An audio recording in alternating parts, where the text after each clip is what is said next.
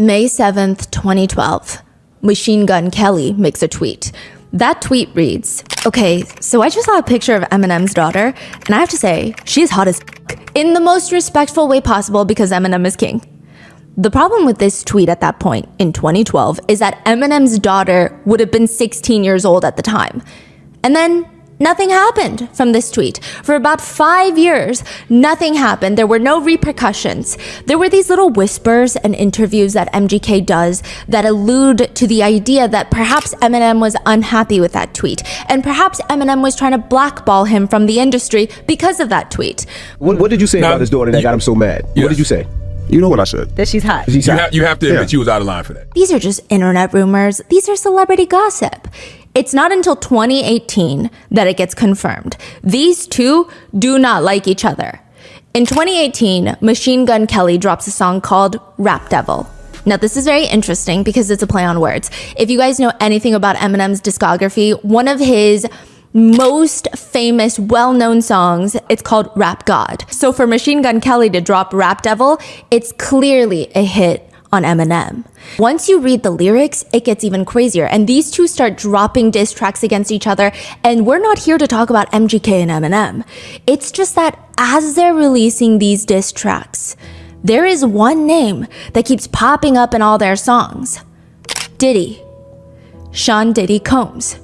In Rap Devil, MGK raps about how he signed with Bad Boy Records, and the lyrics read, "Why are you claiming that I'm going to call Puff when you're the one that called Diddy? Then you went and called Jimmy." Jimmy is a guy that runs Interscope Records, which MGK is also part of.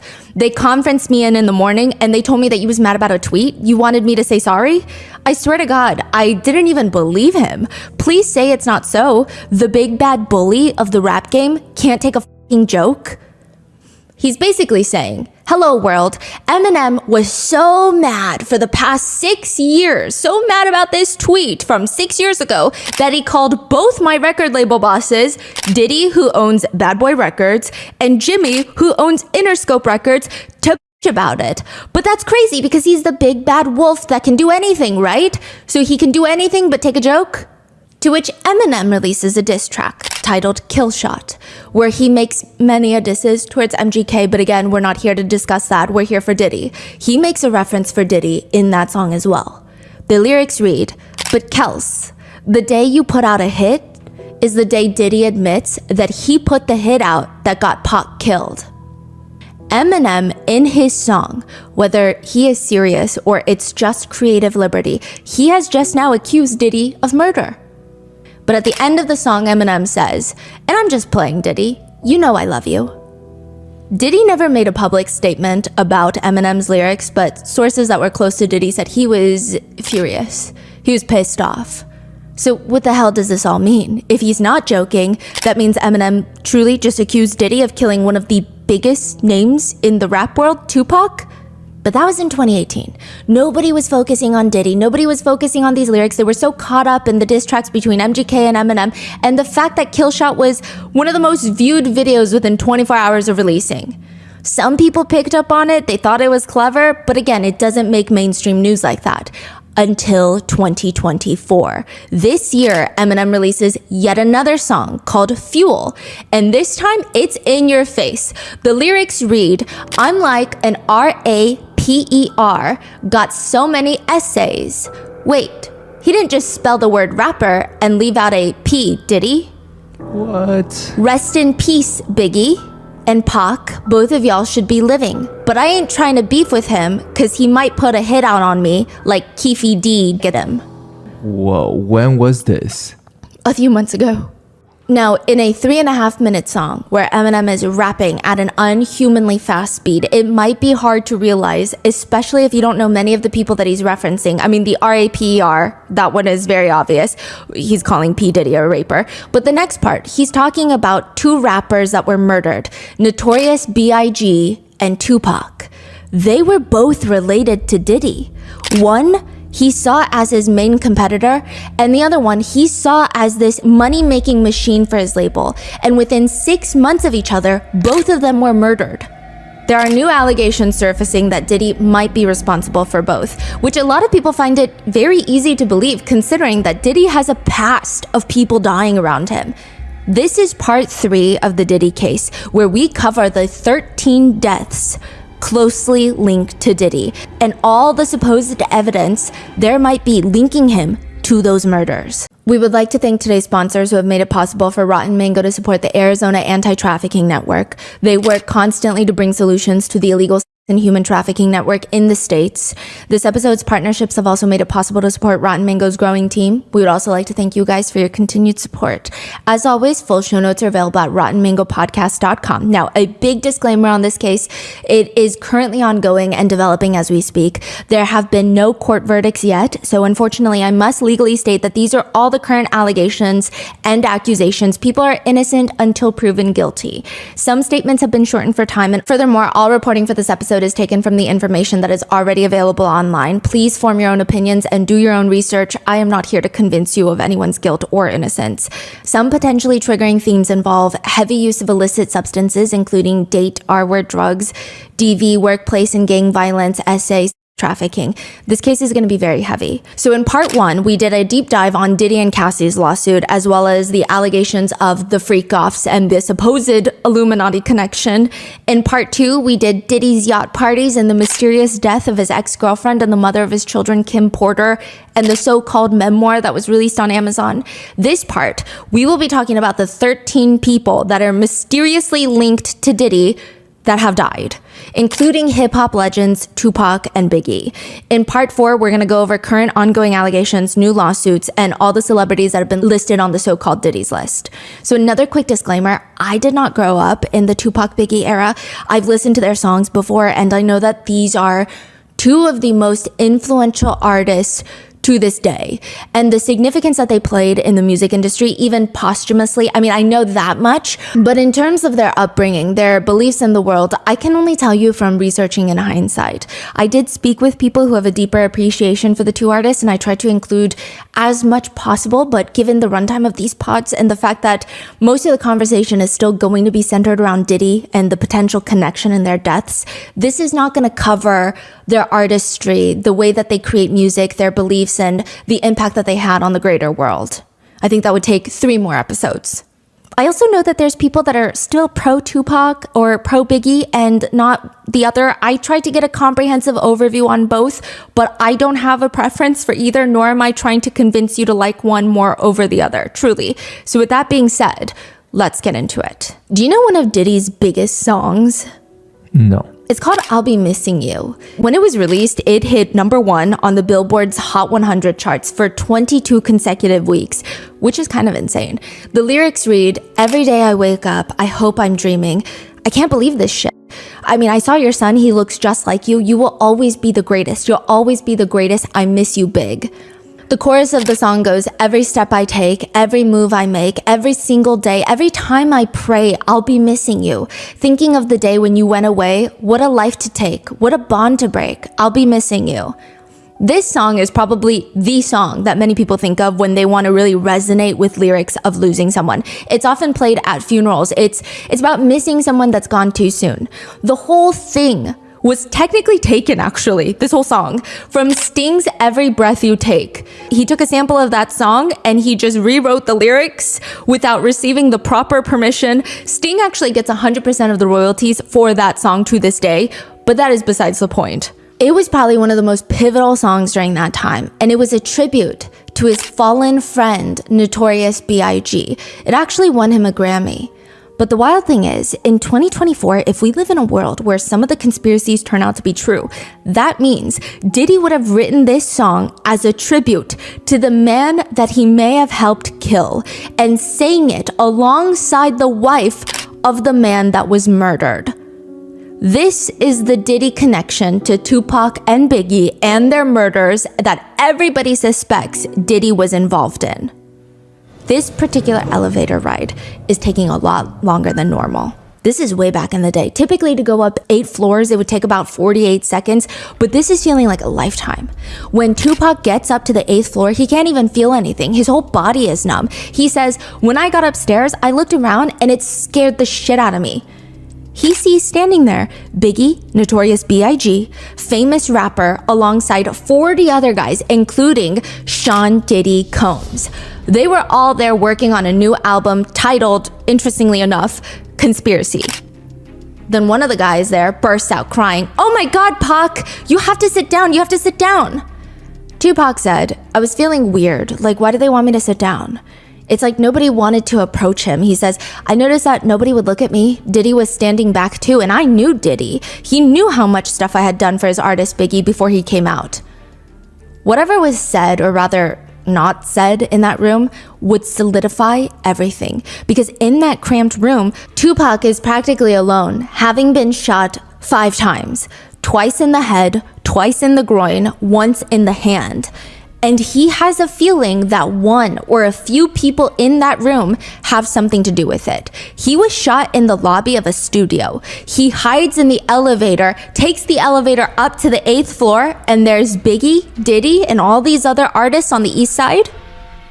He just got shot? Just got shot. He's bleeding out. By himself. And no one wants to approach him, according to Tupac.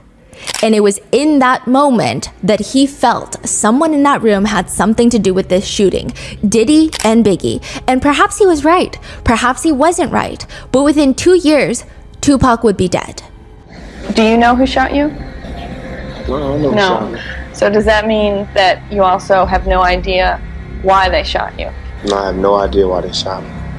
It's like anybody's guess, I don't know. I don't really like to talk about it. There is a conspiracy out there that Tupac Shakur, one of the biggest artists of all time, that he's more actually commonly referred to as a cultural phenomenon than a rapper, has faked their death. That's the conspiracy. Tupac is alive. He's faked his death.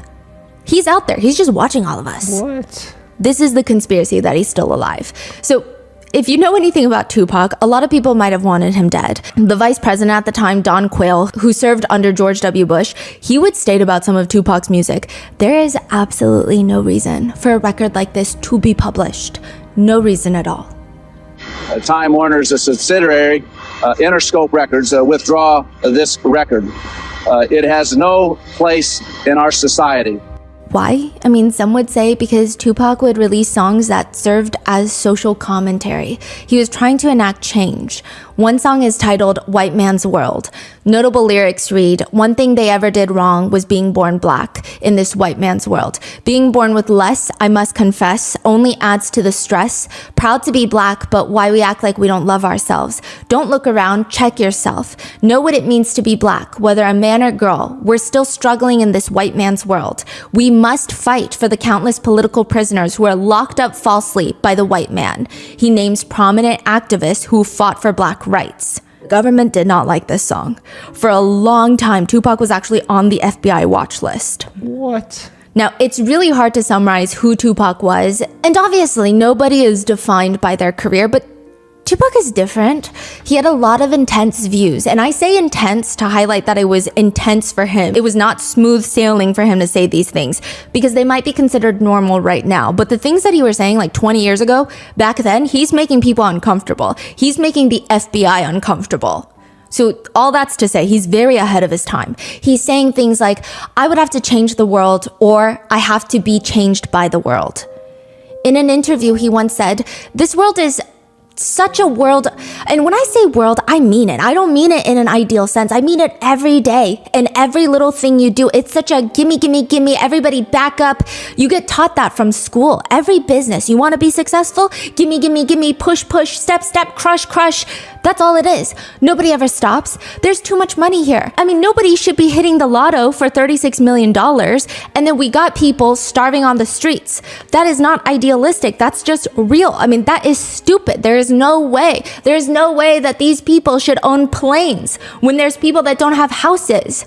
I think that if they earned it, that's good. I think that they deserve it. But even if they still own it, they still owe it.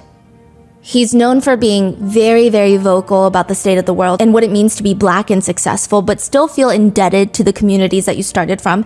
I don't fit in. That's hell. It's hell when you can't be around your peers. All my life I grew up around black people, poor people, but I can't live around poor people now because they'll rob me. And why would they rob me? Because they're starving, because there's no money here. But they're telling me, now that I made a little money, I have to move here. So it's not like no one's ever trying to deal with this section. They're just moving away from it. And we got more stars coming from the ghetto, but they're gonna all move this way. All the society is doing is leeching off the ghetto. I don't want to be another I don't want to be 50 years old at a BET We Shall Overcome Achievement Awards. You know what I'm saying? Not me. Wait, he mentioned 50-year-old BET award? Yeah, exactly what Diddy received. Whoa. To the point where Tupac had a lot of people who did not like the way and the things that he spoke about. They said, yeah, we would rather him not speak, like the vice president at the time. And he would say a lot of interesting things that I think ring true today. He would say things like, the government is the mob. Like, that's the mob. I want to read the books that Clinton is reading because he does the same shit that we do, that I do, but he doesn't get in trouble for it.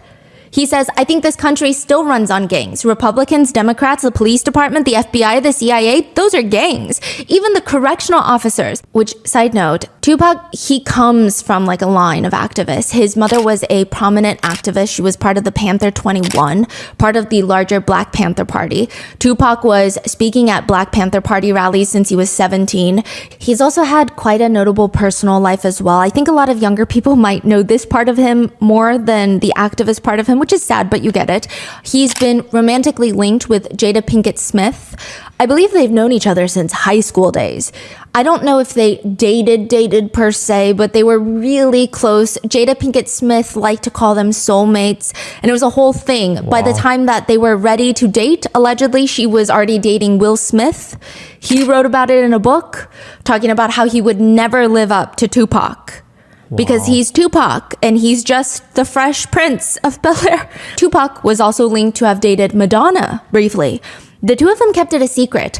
It was recently in the news because one of the breakup letters that he had written her before his passing, it went to auction for over $100,000 and it was this whole ordeal. Madonna tried to stop it. She's like, that's my private life. That's my romantic life. Why is that letter going up for auction? Who okayed this? Turns out her former personal assistant had gotten rid of a bunch of her stuff. This was included in that stuff. The judge allowed the auction to go forward. The assistant was selling her love letter? I don't know if they were selling or if they had just gotten rid of some clutter in the house and thought that this was clutter. But it seems a little nefarious. I'm not sure. Don't quote me on that. Now, side note, in an interview from jail, Tupac had nothing but amazing things to say about Madonna. He did some not so nice things to her, said some not so nice things to her because he felt like he was a big Black Panther type of guy and she's white. Even though she's shown him nothing but love, he never felt like he could date a white woman. And he said that he felt really, really bad because once he went to jail, he called her. She was the only one of that level, of that stature that was willing to help him. Which, shortly after prison, he would be the one to say, my mama always used to tell me, if you can't find something to live for, then you best find something to die for. And he would die shortly after prison at 25 years old. There have been allegations throughout the years to keep this theory, conspiracy theory, that he's still alive, if you will. People were reporting from all over the world. I saw him in New Mexico. I saw him in South Africa. And then Tupac's former bodyguard states, I know the truth. The truth is, Tupac is alive and has escaped to Cuba. He states that Tupac has been smuggled into Cuba with the help of Fidel Castro himself. Which, side note, this is not a random connection. Tupac's aunt is a political activist that is living in Cuba right now as an American fugitive. So he does have connections. He says, I have definitive proof. As his former bodyguard, I helped him fake his death. He's alive, he's in Cuba, and I'm gonna show you that proof in a few days. I mean, this feels like the real deal. Surely, this is like his former security detail. This is not some random person on the internet that's like, I saw Tupac when I was vacationing. But right before he's gonna release the evidence, he dies. What? He dies. How? Nobody knows. And then a year later, he he comes back from the dead and releases a YouTube video. He says, "My name's Michael Neese. I faked my death on the 18th of December. I'm here today, back from the dead, to show why and how I faked my death. I'm gonna put the record straight. I confess I faked my death and I feel quite ashamed about it, but it had to be done, and I'm here to explain the reasons why." He argues that he had to fake his own death because he had to prove that he has the capabilities to help Tupac fake his death. What in the world? Yeah, he alleges that he has audio and video of Fidel Castro confirming that he sanctioned Tupac's move to Cuba. But the evidence has still yet to be publicly presented. People are skeptical about his claims now, but it has fueled the conspiracy that Tupac is still alive and well. And there's so many things to this theory. Yes, there's the reported sightings in New Jersey, Boston, Wall Street, LA, but there's also in his posthumous album that he did under Machiavelli, the lead single is called Hail Mary, which shows Tupac quite literally rising from the earth to murder all of his enemies. Now, the explanation here is he has all these unreleased music videos, these unreleased records that are now slowly getting released, but people thought it was weird. He's talking about rising from the earth to murder all of his enemies. Also, the album Machiavelli is a play on the word Machiavelli, the political philosopher. Apparently, he studied him extensively while he was in prison, and he was particularly a fan of the book The Prince, which some people have interpreted one of the lessons in there, one of the strategies for general principles of deception by Machiavelli to be faking your own death to control and fool your enemies. Some people went as far to rearrange the letters in Machiavelli because he could have spelled it differently for copyright reasons, because Machiavelli and Machiavelli are spelled differently. But also, what if it's an anagram for am, alive, K? What does K mean? K is a friend of his named Casanova the Don, which he might want to reassure that he's alive. Why was he in prison? Oh, we'll get there. It's a very complicated issue. Side note, he actually releases a lot more music posthumously than he did when he was alive. And in one of the songs, you hear the lyrics, "Expect me like you expect Jesus to come back. I'm coming." People thought it was strange. Then in another song he sings, "I heard the rumors I died, murdered in cold blood, dramatized. Pictures of me in my final state. You know my mama cried, but that was fiction. Some coward got the story twisted." Furthermore, the way the unreleased songs, when they were released, they always sounded with the times. They always sounded modern, if you will. Now, some argue that's because the way they cut and pieced together, remastered the song to be with the times, but still. But why would he be faking his own death for? Because it's not just the rap world that was missing Tupac. He was on the FBI watch list for being a political activist. And then it all comes full circle in 2024 when a book gets published alleging to be Kim Porter's memoir that we talked about in the previous episode about the horrors that she allegedly faced being Diddy's longtime girlfriend before she died. This supposed memoir is published on Amazon under the name Jamal T. Millwood, which is one of the many names that people believe Tupac is living under as his alias because he is still alive, is the theory. There are a few things that you should never do during a bail hearing. One of them is probably lashing out at the prosecutors. It's probably advantageous to not point at the prosecution team and say, these two dudes right here, they're not only ugly on the outside, they're ugly on the inside too. September 2023, a man named Dwayne Keefe D, that's his nickname, Davis, gets arrested for the murder of Tupac. He's part of the Compton Crips. Evidently, he likes to call himself the Compton Street Legend. That's also the title of his memoir. You say last year? Last year, like decades later. This guy got arrested for murder of Tupac. Yes, for killing Tupac. Decades later, he gets arrested and he's pointing at the prosecution team, calling them ugly. They're not only ugly on the outside, but they're ugly on the inside too. You're like, what does this have to do with anything, right? Well, Dwayne Keefe D, gets arrested, and just like the case in episode 1 of Jonathan Odie, after his arrest, he starts saying some very interesting things. He starts singing to the authorities, and honestly, he had been singing to the public, to the documentaries, in his own memoir for years. that perhaps a certain someone had put a hit out on Tupac worth 7 figures, $1 million. Kill Tupac, you get $1 million. Now you do the math. What kind of person has that kind of money to take down another person? The police don't have to guess because Keefe D tells them Sean Diddy Combs. He says Sean Diddy hired him? Yeah. Paid him $1 million to kill Tupac? Well, that's the thing. He killed Tupac. Well, he wasn't the guy that pulled the trigger, but they did it. They killed Tupac, and Diddy still didn't pay him. And he's very upset about that. He says that he still, to this day, never received payment, and Diddy owes him big time. Now, this is very intriguing because this was just last year. He was arrested before all the allegations came forward about Diddy. Tupac was killed back in 1996. Yeah. Is there any new evidence or supposed evidence linking Diddy to the murder? According to a new lawsuit filed October 15th, 2024, a few weeks ago. I don't know when you guys are seeing this.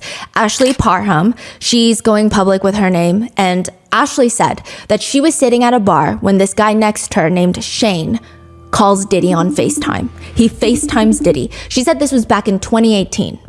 Now, this happened, according to her lawsuit, in 2018, but she is just now filing the lawsuit along with all the other victims. Okay, got it. Yes. And this is related to Tupac. Tupac. Yes. He FaceTimes Diddy, and this is like around the height of the MGK and Eminem diss track, but I digress.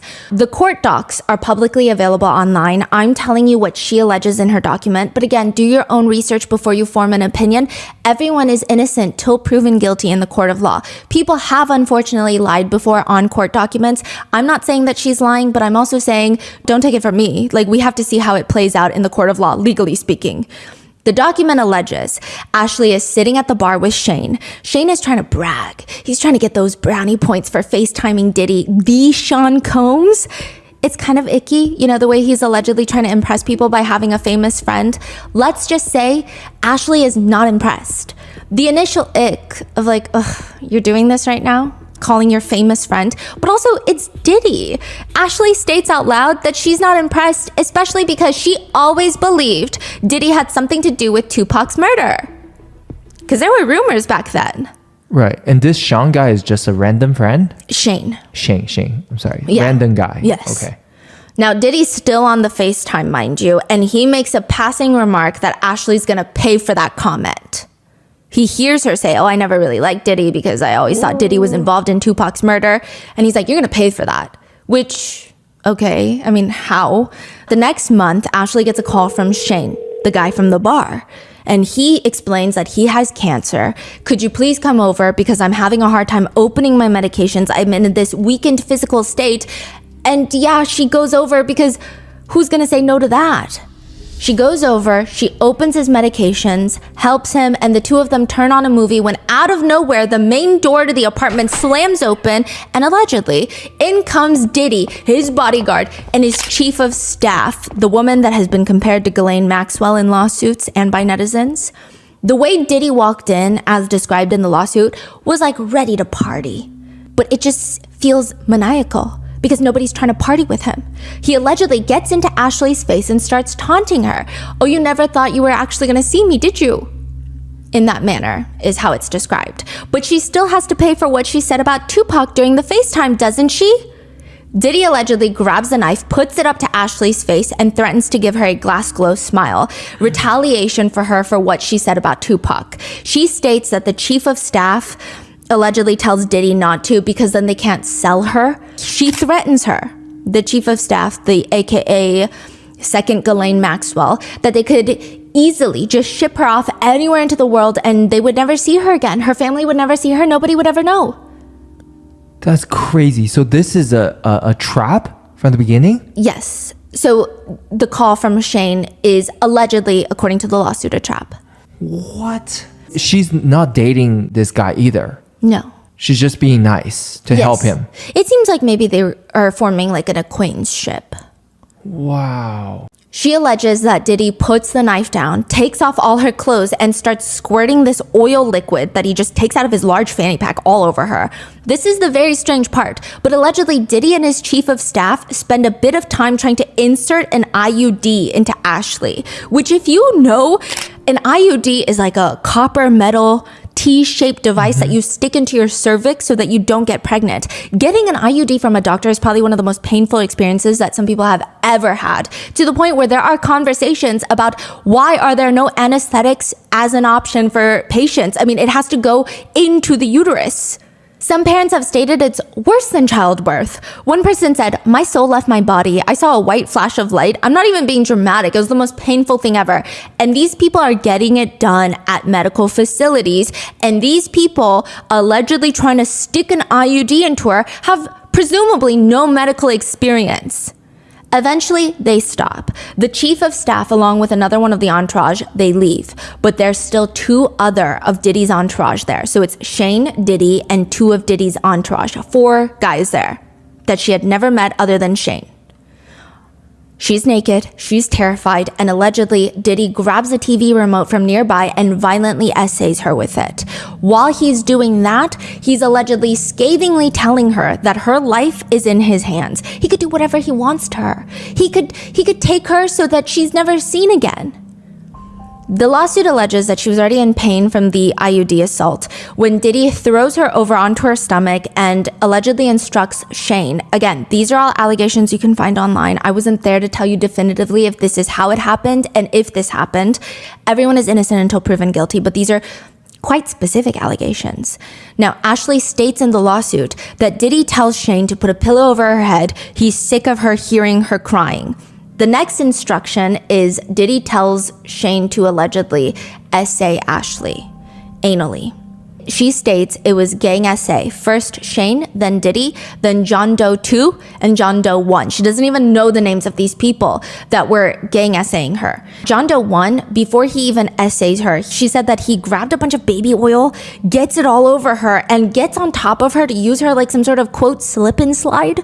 But due to how big his allegedly enormous stature was, the wind gets knocked out of Ashley. And she noticed the whole time Diddy was recording the assault while self-pleasuring. She also notices someone's phone had fallen off near the bed. She tries to reach for it to call for help, but the massive amounts of baby oil everywhere, it slips out of her hands. To which the lawsuit alleges Diddy found this quite hilarious. He also kept commenting that he owned her now. Ashley, in her attempt to leave, somehow ends up in the backyard where they're all smoking. So after they're done, they just go to the backyard allegedly and smoke like nothing happened.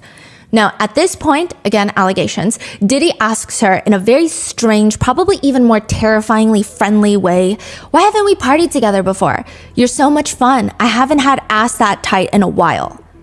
One of the guy allegedly laughs and states, "Yeah, because you only have anal sex with men." Which everyone laughs, but Ashley, she does not entertain them. She tells them this was not partying, this was rape. Diddy allegedly did not like that. He offers her money and tries to convince her that she's a sex worker and that this was consensual. Ashley allegedly loses it, telling him that she's not a sex worker and she's going to the police. He threatens her that her whole family is going to be harmed if she does anything like that. She states that at this point, Diddy calls someone and that person picks up a FaceTime and they're outside of Ashley's sister's home. And then he allegedly does the most bizarre thing. He calls his own mom, Janice Combs, who allegedly starts yelling at Ashley that she's just like a sex worker, saying all these crazy things. She better not go to the police and hurt her son. But the craziest part is, a whole fight breaks out. One of the entourage essayers did not hear the comments that she had made about Tupac. And when she brought that up again, he pulls a gun out and points it at Diddy, allegedly. Because he's like, "You killed Tupac?" Wait, she mentioned that right now in that? Yes. And then one of the guys just pulled a gun out on Diddy. Yes. And Ashley states alleges that she took the knife that she had been hiding to defend herself. Everyone starts running. A neighbor comes out to investigate. Shots are fired into the fence. Ashley grazes Diddy in the stomach with a knife. More shots are fired. Ashley and a neighbor are taking cover behind a car. They make it to shelter in another neighbor's house where they state they called the police. Ashley alleges that the sheriff came, but after taking her statement, they didn't call her an ambulance. They didn't take her to the hospital. They didn't even offer to help her to get her clothes or phone from Shane's residence. Eventually, Ashley goes home, unsure of what to do. She did spend the night at Shane's, which is a lot of thing that netizens have been pointing out. Like, if you were that scared, why did you stay? But of course, that's like a crazy question to ask, right? Now, eventually, Ashley goes home. She's unsure of what to do. The first call that she makes in regards to this appears to be a few days later. She calls her primary care doctor asking for an HIV and STD test. She just didn't think anyone would believe her if she called the police because they already called the police according to her allegations and they did nothing.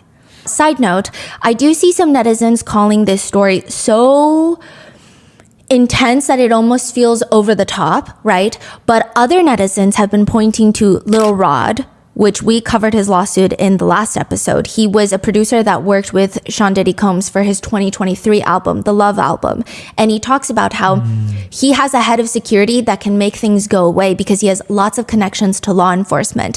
For example, we're going to talk about this in the next episode, but there was at one point in the recording studio, Diddy, Justin, and another guy allegedly, according to Little Rod, get into a fight.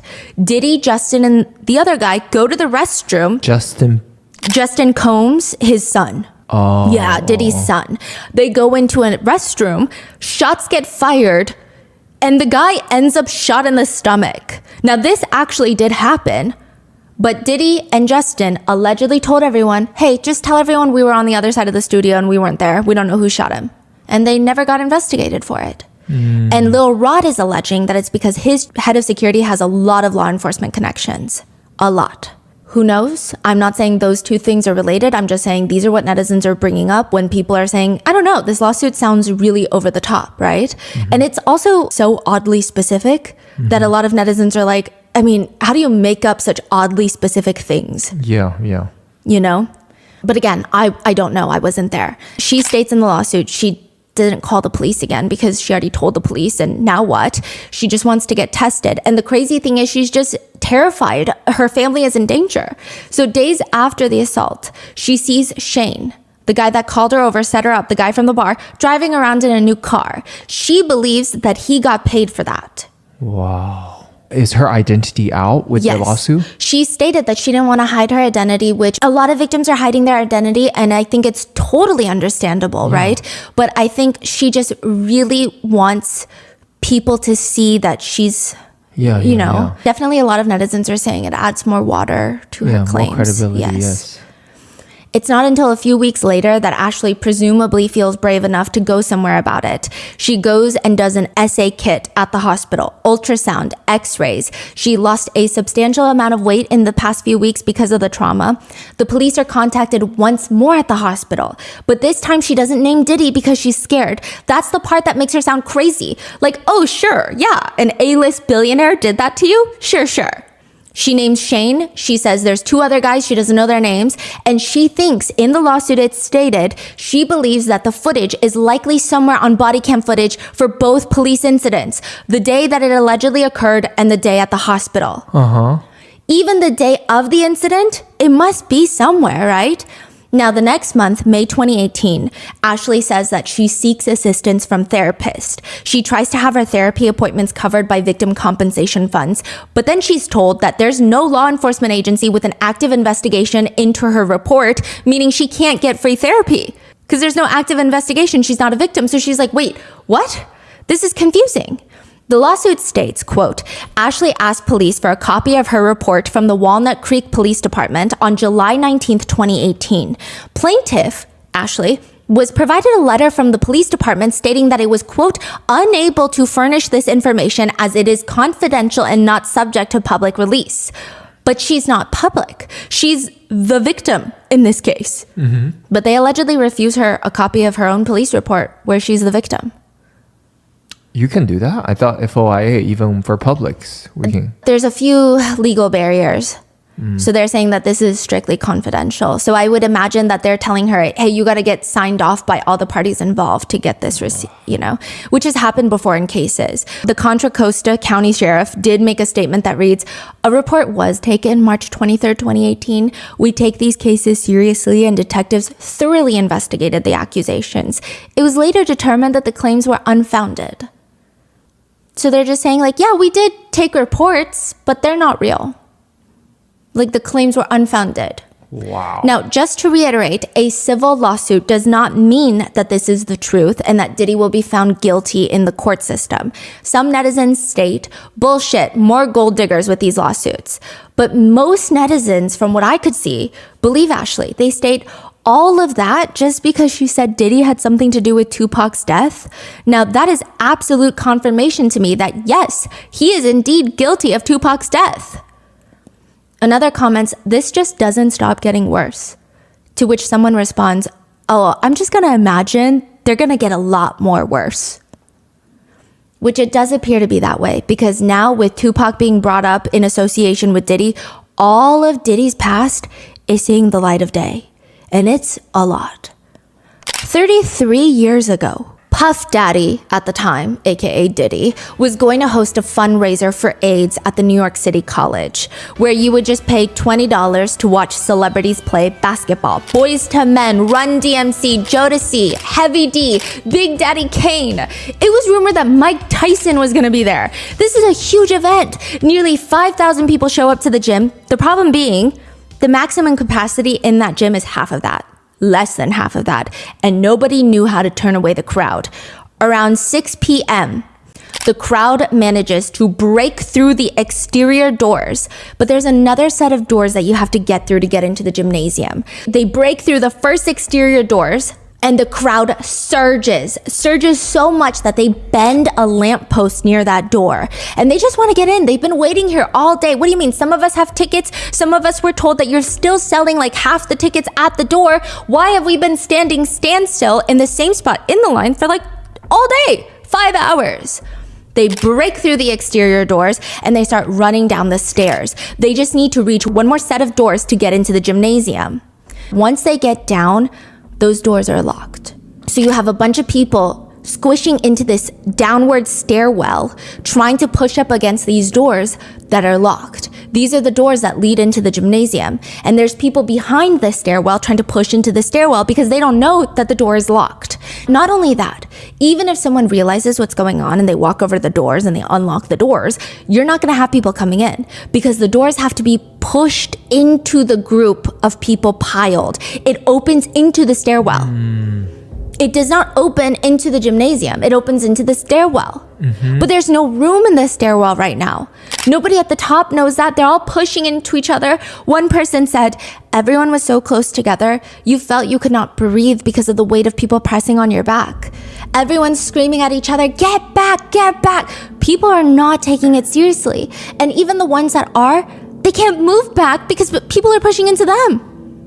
Finally, after 15 minutes, the doors to the gym almost basically pop off. Everyone starts spilling into the gym. The people who had been standing near the doors that have been getting squashed the most, now they're practically getting trampled on by the people behind them trying to get into the gym because they also can't breathe. In that moment, someone comes onto the intercom and tells them, the game is canceled because 3 people have died. You gotta leave. Inside a gym, are there people? A lot of people? I would say that they alleged that it was at around 40% capacity at that point already. Oh, inside the gym is still empty at this point. Yes, but they couldn't let people in because how do you stop them from coming in? And then they're going to reach over capacity. So they never really unlocked those doors. They just waited till they popped off.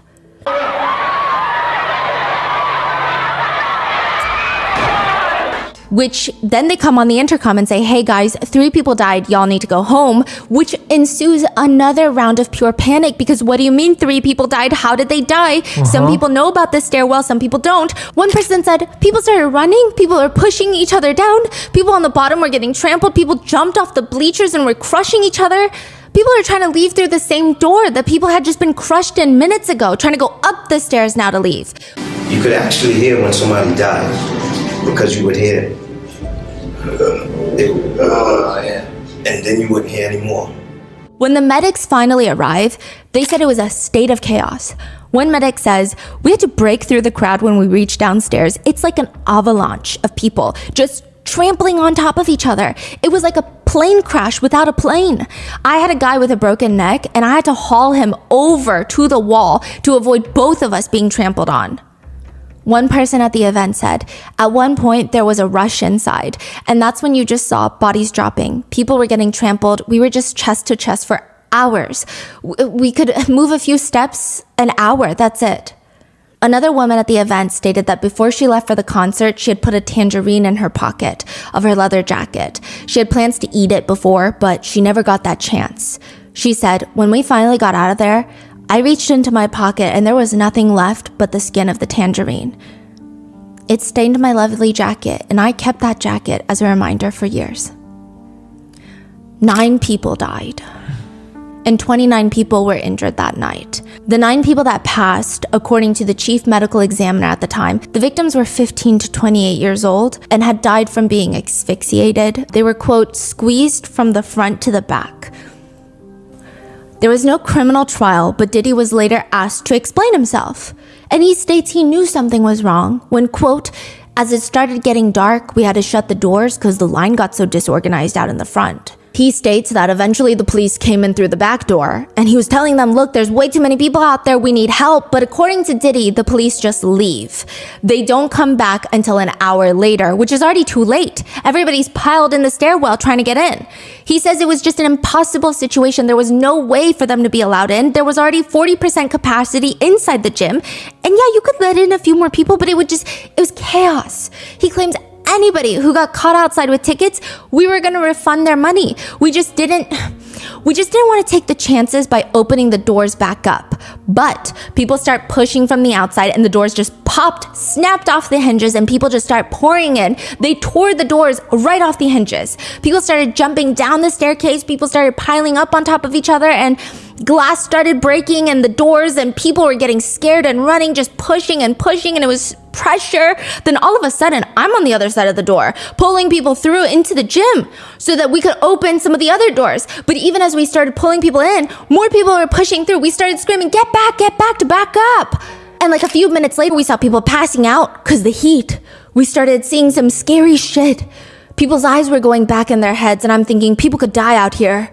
A big kid had gotten stuck in the door and we couldn't pull him through, or anybody else.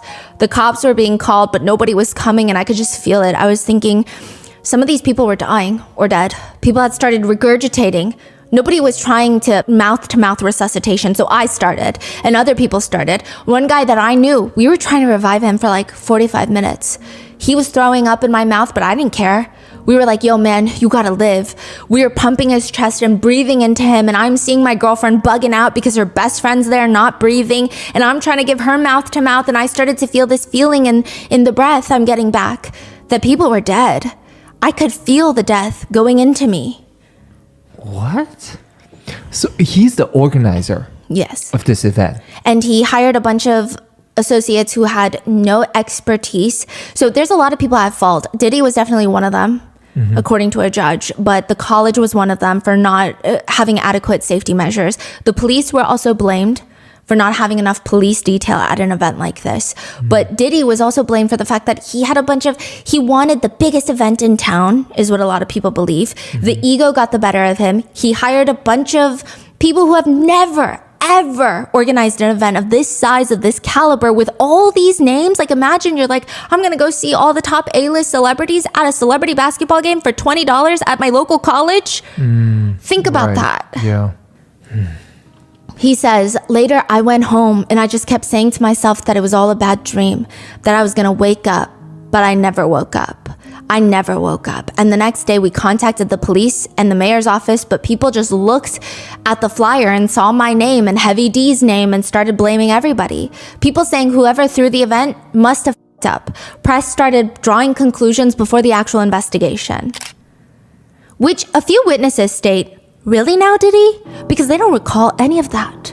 One woman who thankfully made it out alive, she said she actually saw Diddy that night. She alleges, he walked right past me after there was that big rush inside the gym. He didn't seem concerned about what was going on. He just wanted to get his stuff and get out of there. I never got the sense of remorse or accountability. Just like, let me get my stuff and get out. Wait, what? How is he walking if there's so many people? So it's mainly people stuck in that stairwell. Just stuck. They can't, even with the doors, it's hard to pull them out. Because the doors were like popping out. They weren't all the way open. Okay, so everyone's jammed in this little stairwell, and he's like outside and just walking by. Yeah, and he's like, I'm gonna go home. Allegedly. I'm gonna leave here. Yeah, now. I'm gonna leave. Whoa. In fact, later in a 1993 cover for Vibe titled Puff Daddy, this is not a Puff piece. And I was just so confused. I didn't even know if this was real. It's real. He says, it wasn't the tickets that oversold, like people said. It wasn't the fire department's fault or the cops. It was just that overall, the Black community, there's a lack of self-love. The majority of these kids weren't necessarily going to put themselves in a situation they get hurt, but when it comes to loving their neighbors and moving back, they couldn't love their neighbors because they didn't love themselves. No way. Which is absolutely one of the most unhinged ways I've ever heard someone describe a literal stampede, a literal surge, a crowd surge. That's not how physics works. And also, what the are you saying? When was the stampede happen? Do you remember what year was it? Oh, You said 33 years ago? yeah, like early 90s. And this piece was like years later. Yeah, so he had time to reflect. There's a lot of even further allegations that I don't know if I can have an opinion about, but I'm going to tell you exactly what was said online and like the discourse that's circulating. So later it said that Diddy was all about uplifting the Black community. That's what he spoke heavily about, especially in 2023 when he changed his name to Brother Love. He was all about the Black community. And people that knew him, some sources, like a former bodyguard, allege he's just taken the cards out of Tupac. Like he wants to be Tupac. Tupac was all about uplifting Black people. But also at the same time, it's like, this is what Diddy said 33 years ago. So I don't know, you know? Yeah. Like he says things that he thinks people will like to hear. Yeah. The judge ruled that Diddy was partly responsible. He will not be facing criminal charges, but could be in fact held liable in damages in a civil court. Which, side note, he just settled the last lawsuit pertaining to this matter in 2000. So we don't know because most of them were undisclosed settlements, but he's been paying settlements throughout the years. The judge said, it does not take an Einstein to know that young people attending a rap concert camouflaged as a celebrity basketball game who have paid as much as $20 a ticket would not be very happy and easy to control if they were not allowed in, if they were unable to gain admission. A lot of people believe that it's just Diddy's inflated ego happening all over again. Now, side note, remember how this is allegedly an AIDS fundraiser? They promoted the event stating that it was going to help AIDS educational outreach program. Yeah. It's a questionable organization that is not a registered charity and is not known amongst anti-AIDS groups. So, and anti-AIDS groups meaning like they're trying to Help. Sure. Yes. Yeah. Many attorneys representing the victims said there was ample time to suspend the event, shut it down to prevent a tragedy. That decision was not made. Another victim's mother said all they really wanted from Diddy, because he was young at that point, was an apology. That's it. He allegedly resisted all accountability. The mother says, I want Sean to step up to the plate and say, I made a mistake. I shouldn't have done this. That's all she wanted. Now, to be fair, he does offer an apology. You can be the judge of how remorseful he sounds. He says, I'm sorry for being the promoter of the event. I just pray for the families and pray for the children who lost their lives every day. You know, it's a tragic event and my heart goes out to the families. The families did not find him to be truthful. They said, I feel like he's just passing the blame instead of accepting responsibility. He's trying to cover for himself. He also states, City College is something I deal with every day of my life, but the things that I deal with can in no way measure up to the pain that the families deal with. One journalist who worked on the coverage of the college incident, they remember thinking, Puffy? Who the hell is Puffy? Who's this guy named Puffy Daddy? Puff Daddy? The event coordinator? He's a hip-hop producer? That's all they know about him so far, the journalists. They remember thinking, man, this Puffy guy can't have much of a future after this, huh? Oh, are you saying like he wasn't that big back then? Yeah, so all the celebrities like Heavy D, Run DMC, they were huge. But Puffy, like I said, he's not really a musician. He's like a producer. He's just a behind the scenes guy. Oh. And it says organized by Puff Daddy. So the reporters are like, who the hell is Puff Daddy? Well, Puff Daddy's not going to have a future in this industry anymore. 2 years later, Puff Daddy would start his own record label, Bad Boy Records. Within 4 years of opening, the label sold nearly $100 million worth of records. People said there's just something about Diddy. He just has this way of being able to convince people that whatever he's doing or wherever he is, that's where you want to be. That is the hot shit. He is a master marketer. I mean, that is, you have to give him that. Like, just to give you a quick example, he was working on promoting two of his artists, Big, B-I-G, and Mac. But he has to give a bunch of journalists their music to sample because this was before streaming. So he has to give them CDs, mixtapes. He has to give them photos if they want to reprint him in magazines. He has to provide original copies of photos. So he created this Big Mac sampler. It looked like the McDonald's Big Mac packaging. And he would put in all their mixtapes and he would call it the Big Mac. It's like a PR package. Yes, before PR packages really existed. So he was very creative in Very that. creative. Someone who worked really closely with him once said, Puff was my young warrior. I could send him into the jungle and he would bring back the lion's head every single time. The company sold over 500 million records, produced over 38 platinum albums, and won multiple Grammy Awards. That is Bad Boy Records. And it would be the start of the alleged boiled egg test.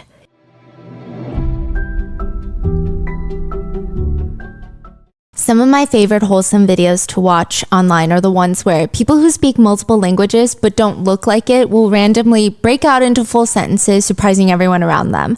And almost always the unsuspecting native speakers in the videos are shocked, but also happy, elated even, because learning a language is so much more than just communicating. It shows that there's a deep interest in the person's culture and heritage. I've been learning Chinese from my husband's side of the family, and actually I was talking with a friend and suggested, totally unprompted, that they should surprise their grandma for the holidays by learning her native language using Rosetta Stone. She just started practicing and is hoping to surprise her Nana by holding a full conversation in French by Christmas time.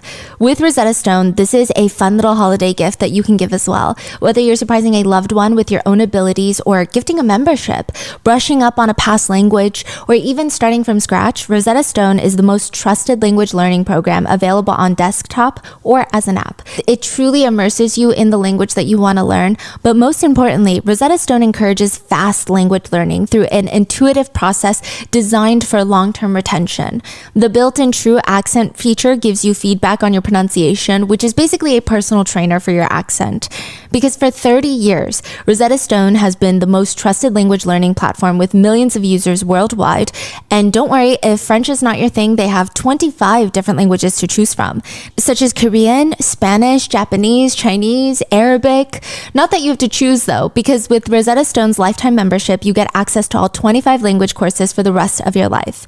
A lifetime supply of unlimited access to 25 languages for any future trips or language needs in life.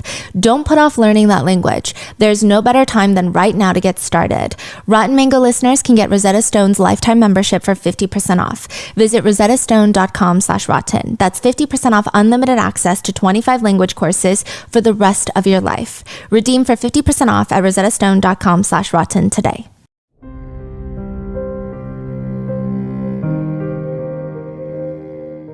In a recent interview with Chris Cuomo, someone very, very familiar to Diddy was being interviewed by Chris.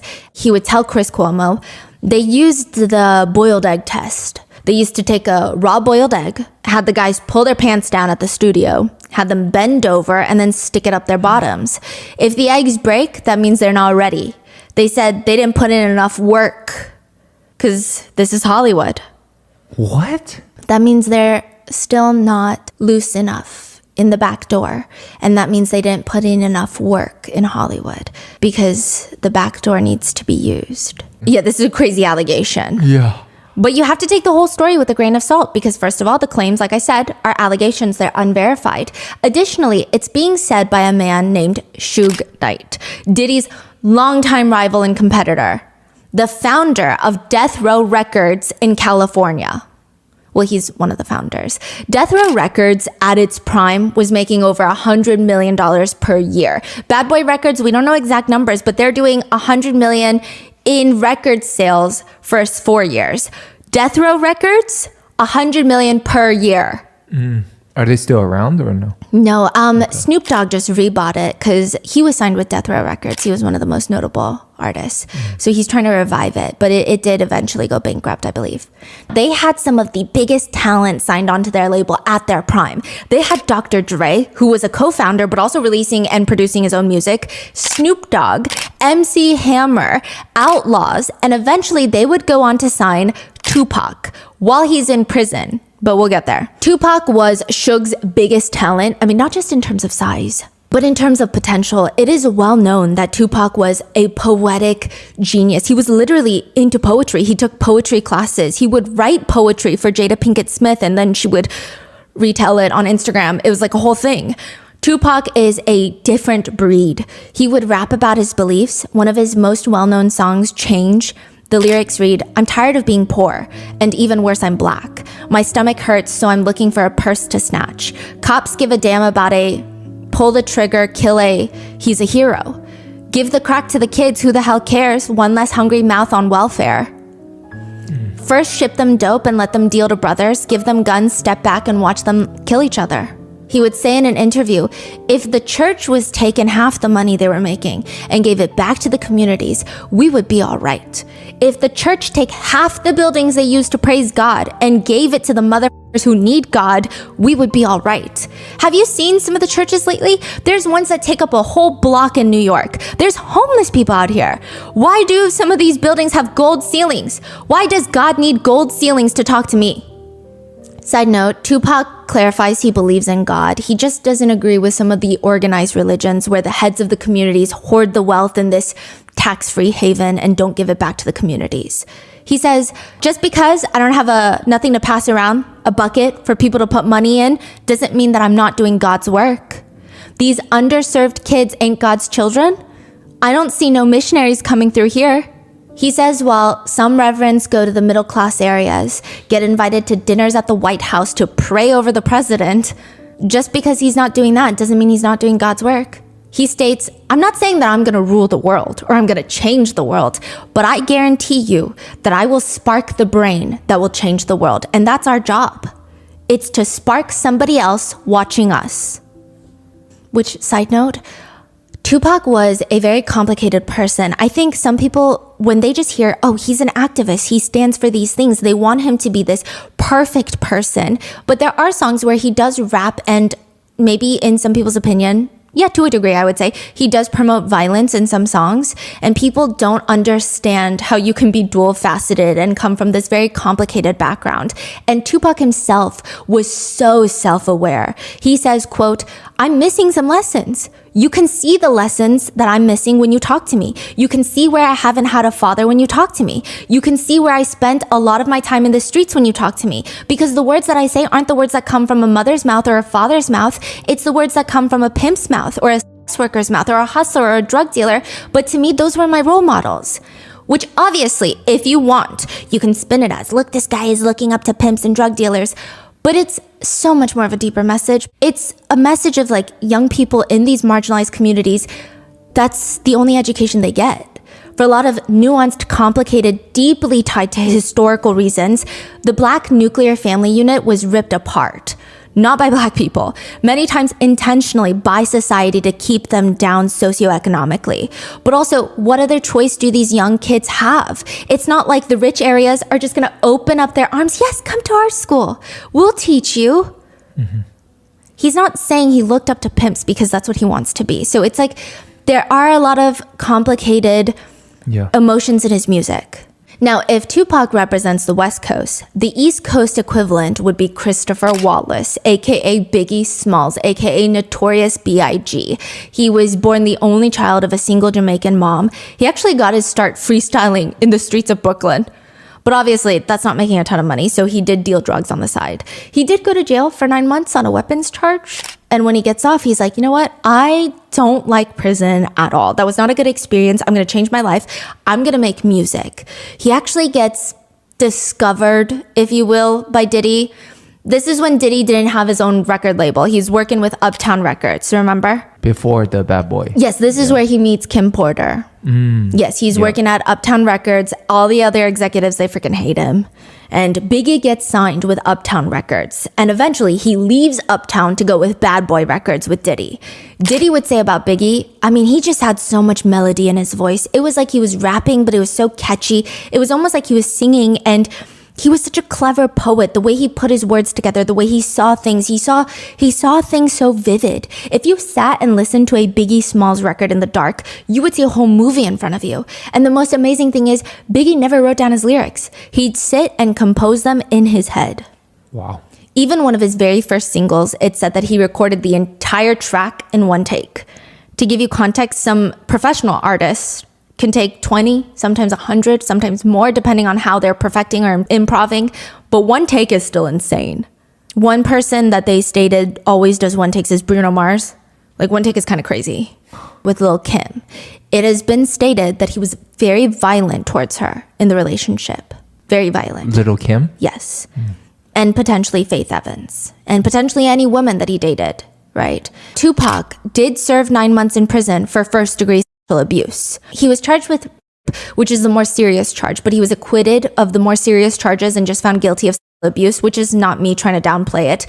But there is more discourse about Tupac's personal life. Why is that so? With Biggie's personal life, it seems like nobody really refutes the idea that he was violent with women. With Tupac's personal life, a lot of people think because of the time and because of how outspoken he was about racial inequalities, and the fact that his parents and his aunt were all Black Panthers, and the fact that he was already on the FBI watch list, a lot of people know that back in that time, there would be false convictions toward those people just to put them away, just to taint their image. Now, I'm not saying that that's true in this case. I'm just saying it has happened before during that time, and probably even now. So a lot of people have a hard time who to trust, right? Yes. What do we really know? Yeah. Which is unfortunate because it's always believe the victims, right? But I think it just gets really complicated in this case. And again, I don't have that much information about this specific case of SA here, but there's just a lot of discourse and it would be difficult to not include that. A lot of netizens have argued that Tupac was set up for the charge. They state that Tupac was already under FBI surveillance and he was very politically outspoken. You're maintaining your innocence. Because I'm loud. I didn't shut up. But I didn't think they was going to take it this serious. Me keep talking out. I didn't think it was going to be a matter of life and death. He also maintained his claim of innocence, and previously he has only spoken highly of women in interviews. And most of the women that have known him, they've only spoken highly of how much he was a gentleman. He wrote a lot of songs for his mom. Like, it seems like he grew up with a lot of powerful women in his life. So some people say it just doesn't make sense. Again, I'm not agreeing with them or saying you should agree, but these are what the netizen discourse is. There was alleged evidence that could prove Tupac's innocence, but it was conveniently, quote unquote, lost by the prosecution, which of course only fueled the theories that he did not commit any sort of abuse. Now, do your own research. I'm just giving you a brief overview. The victim has still been outspoken of how this did happen to her. It's very complicated. It's very messy, and a lot of netizens have a lot of intense feelings about that case. So do your own research. Many believe, oh, for sure, Tupac and Biggie, they must hate each other because they're competition. East Coast, West Coast, they hate each other. They were actually friends. In fact, when they first started hanging out, Tupac was a little bit more famous than Biggie. He was further along in his career, but they had both respected each other's musicality. And Tupac is not the one to feel like, I should be the only famous one. He would actually help Biggie out. Biggie would crash on his couch when he was doing shows in LA. He would invite Biggie out to freestyle on stage together, which is a big deal because you're sharing your audience with him, right? And eventually, Tupac would even form a group called Thug Life, which he has tattooed on his stomach. He wanted Biggie to join. Biggie was like, I'm good. But again, they're still friendly about it. Diddy says Biggie loved Tupac to death. Tupac helped Biggie out when we were just getting off the ground. He would come and let us open his shows. A lot of people say Diddy was the third wheel in the relationship. Yeah, people said Diddy was fascinated by Tupac. He was fascinated with Biggie, but to him it seemed like Biggie was more of a money-making machine. This is his biggest artist on the label and he's going to make him big so he can make money. But with Tupac, the way that it said that he was able to, quote, marry street credibility with mainstream appeal. Like, he's just a very multifaceted person. Like, people would never say, oh, he's not tough. But also he stands and he's very open about his sensitivity, and he even talks about bringing out his feminine side. And so it's like just so multifaceted, and a lot of mainstream audiences liked him, which at this point hip hop was not really mainstream like it is today. So Diddy is like, I am just fascinated by this man. He would get his team to study Tupac's records, and honestly it seems from insider reports that Diddy wanted to be besties with Tupac. According to Diddy's former bodyguard, Tupac was known for wearing Versace shirts. Then Diddy goes and wears Versace shirts, which fine, he's like, some dudes would do that. But beyond that, Gene Deal alleges Diddy would do this bizarre thing where he would try to find all the women that Tupac had been intimate with and try to be intimate with those same women. It's been analyzed. If true, this would be a really complex psychological situation. Probably psychological mimicry by having the same partners. Diddy might be trying to emulate Tupac in some way, trying to be him. There's also something called retroactive jealousy, which means instead of being fixated on the romantic partners, on your boyfriend, girlfriend, whatever, right? Their sexual past, you're fixated on a competitor's romantic past, which is, it's like a thing. It's weird. And there's a sense of validation seeking. Okay, if these women are willing to sleep with Tupac, then they're willing to sleep with me, then I must be on the same level as Tupac, is the idea. Side note, Sarah Chapman, the mother of one of his children, one of Diddy's children, was actually a girlfriend of Tupac's, allegedly. That is weird. And allegedly, Kim Porter was a huge fan of Tupac. She actually wore a Tupac shirt on the red carpet with Diddy. This is after Tupac's passing? Oh, way after. This was like before her passing, like in the 2010s. Yeah. That is weird too. Weird. Yeah. Very strange. Some would say that Diddy was just obsessed with Tupac in every way possible, in a very creepy way, but the feeling was not mutual. In fact, quote, according to an insider, Pac did not have any kind of respect for Puff. To all of them, Puff was just a corny executive. I guess they had this mutual respect for one another until Tupac gets shot. 5 times. Tupac is in New York City when he gets a call to come work on a song in a recording studio. When he gets there with his entourage, he's got a whole group of people, he has a bodyguard, he sees people waving to him from the balcony from one of the rooms on top of the building, so he's about to walk into the lobby. He looks up and there's people on the balcony, Bad Boy Records artists. They're like, hey, come, stop by. Tupac gets inside, he's waiting for the elevator to take him up. It's a dead end. You know, it's like a small little studio. The only way out of the building now is through where he came from. But before he can step into the elevator, 2 gunmen approach demanding everyone to get down. Everyone gets down except Tupac. He said that he wasn't even trying to be tough, he just froze. Okay, everybody gets down but him. In fact, he's confused why everybody's getting down, like he's frozen. The gunman keeps screaming at him, give up your jewelry, about $40,000 in jewelry. Tupac, some say he's not having it. Some say he was frozen in shock. It's unclear, but they end up shooting him in the groin, then in the hand, twice in the head. The bullet does not penetrate his skull. Biggie, Diddy, and a few other bad boy artists had been there working on their upcoming album called Conspiracy. So he goes up afterwards because the police show up and the police hate him. He's been very anti-police and he's a very famous figure. So police and Tupac don't go well. So those 5 shots though, are they trying to kill him? Like you say, there's 2 to the head and hand and... It's unclear. Technically, it was supposed to just be a robbery. But the shots to the head, that is... They were also like kicking him. It feels like there was a lot of hatred there. Right. And they must know who he is too. Oh yeah. And it was all planned because he arrives, he gets shot. Right. It's all planned, right? And my recollection of the story was I was shooting a video, the second half of Warning. So I saw him saying what's up to me, I'm about to get on the elevator, and he comes out shot. The shooting was carried out. Incident, the alleged gunman, he was seen in Notorious B.I.G.'s music videos later. So it's like, not only did you kind of know, but like you probably still hung out with these people afterwards, which is just weird. Yeah. Now, some people think that Tupac was being over dramatic and that maybe Biggie didn't know. I will say, I don't know if Biggie knew. Most people say that Biggie didn't know. Most people say that Diddy knew though. Biggie genuinely liked Tupac is the vibe that people are saying. but he sees Biggie and he feels like Biggie is involved.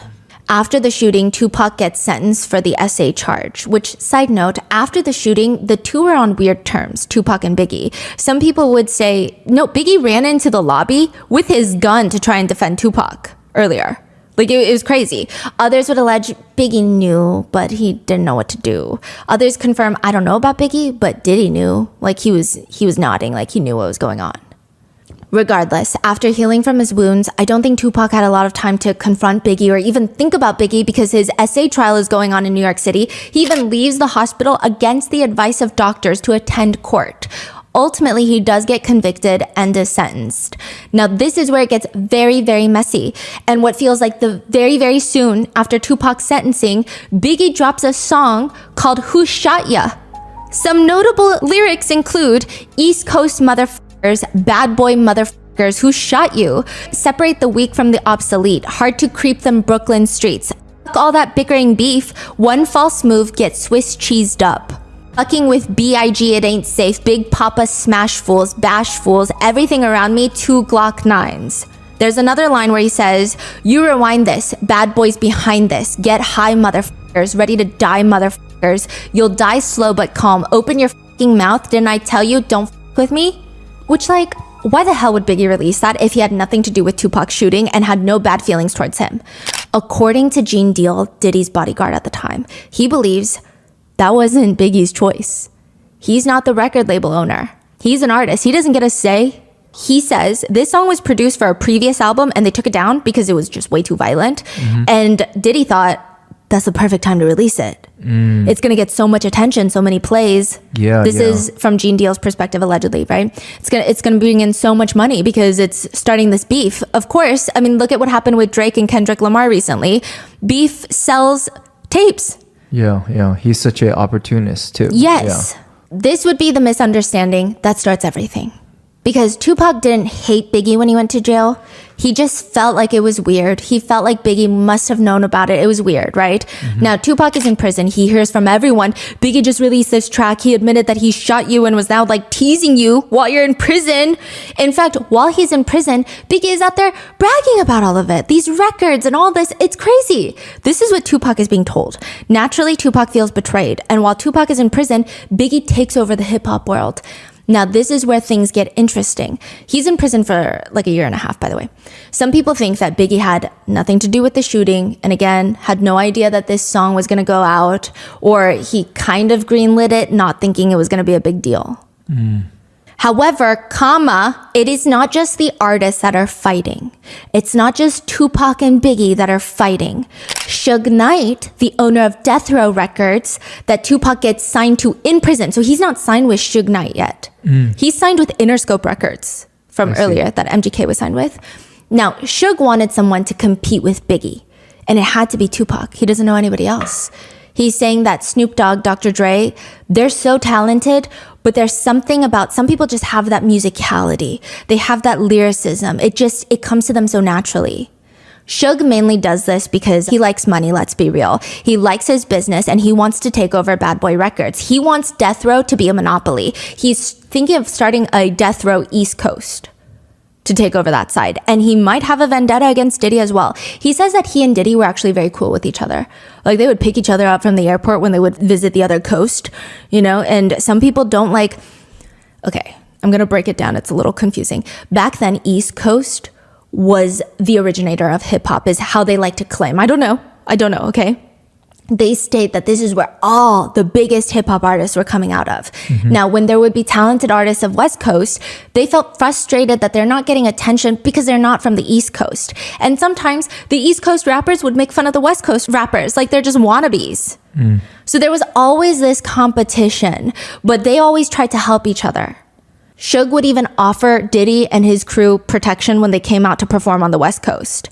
There were a lot of groups of people, perhaps organized groups of people, that would use this music to represent everything that they stood for and what coast they stood for. You get it. So for years, out of the goodness of Suge's heart, he says, which take that as you will, because Suge Knight is in prison for manslaughter right now. So I don't know how much goodness he has in his heart. But he felt that once Diddy and Biggie got big, Diddy wanted to charge Suge Knight for everything, even though he helped him get big. Now Suge Knight is like, hey, can you come to the West Coast to perform at a show? He's like, oh, I got to charge an appearance fee. And it's like, what about all the times that I helped you without charging you? Suddenly you want to act like you're not indebted to me at all? Is the feeling that Suge Knight has. Rightfully so or not, I don't know, but Suge Knight is pissed. He feels like Diddy owes him. To be completely transparent, Suge Knight is also known as a bully in the game. That's how he's described. Some people think that Diddy and Suge are cut from the same cloth. It's like comparing a terminal illness to a different kind of terminal illness. They're both cancers in society. They're both terrifying. Both are ruthless. Both get what they want no matter what. But other netizens argue two key differences. One, Suge Knight never pretends that he didn't do everything for himself. Like, you know who you're getting into bed with when you get into bed with Suge Knight. Whereas Diddy does so much PR to be brother love. And two, from what the public knows, Suge is someone who hurt and exploited people. No question. He was a quote-unquote gangster. But Diddy did all of that, and he's an alleged sexual criminal on top of that. Side note, Suge Knight has been arrested multiple times and charged with domestic violence, so keep that in your mind. But that's just what netizens have been stating. Now, Suge Knight signs Tupac in prison and pays a $1.5 million bail to get him out. That's another part of the conspiracy. People are like, why is his bail so high? Because usually people with these types of charges, he got convicted, he's appealing it, and he could get out on bail while the appeal is being, worked. Okay, because he's rich, no? Yeah, some people say that, but he wasn't that rich at the time. Oh. Yeah.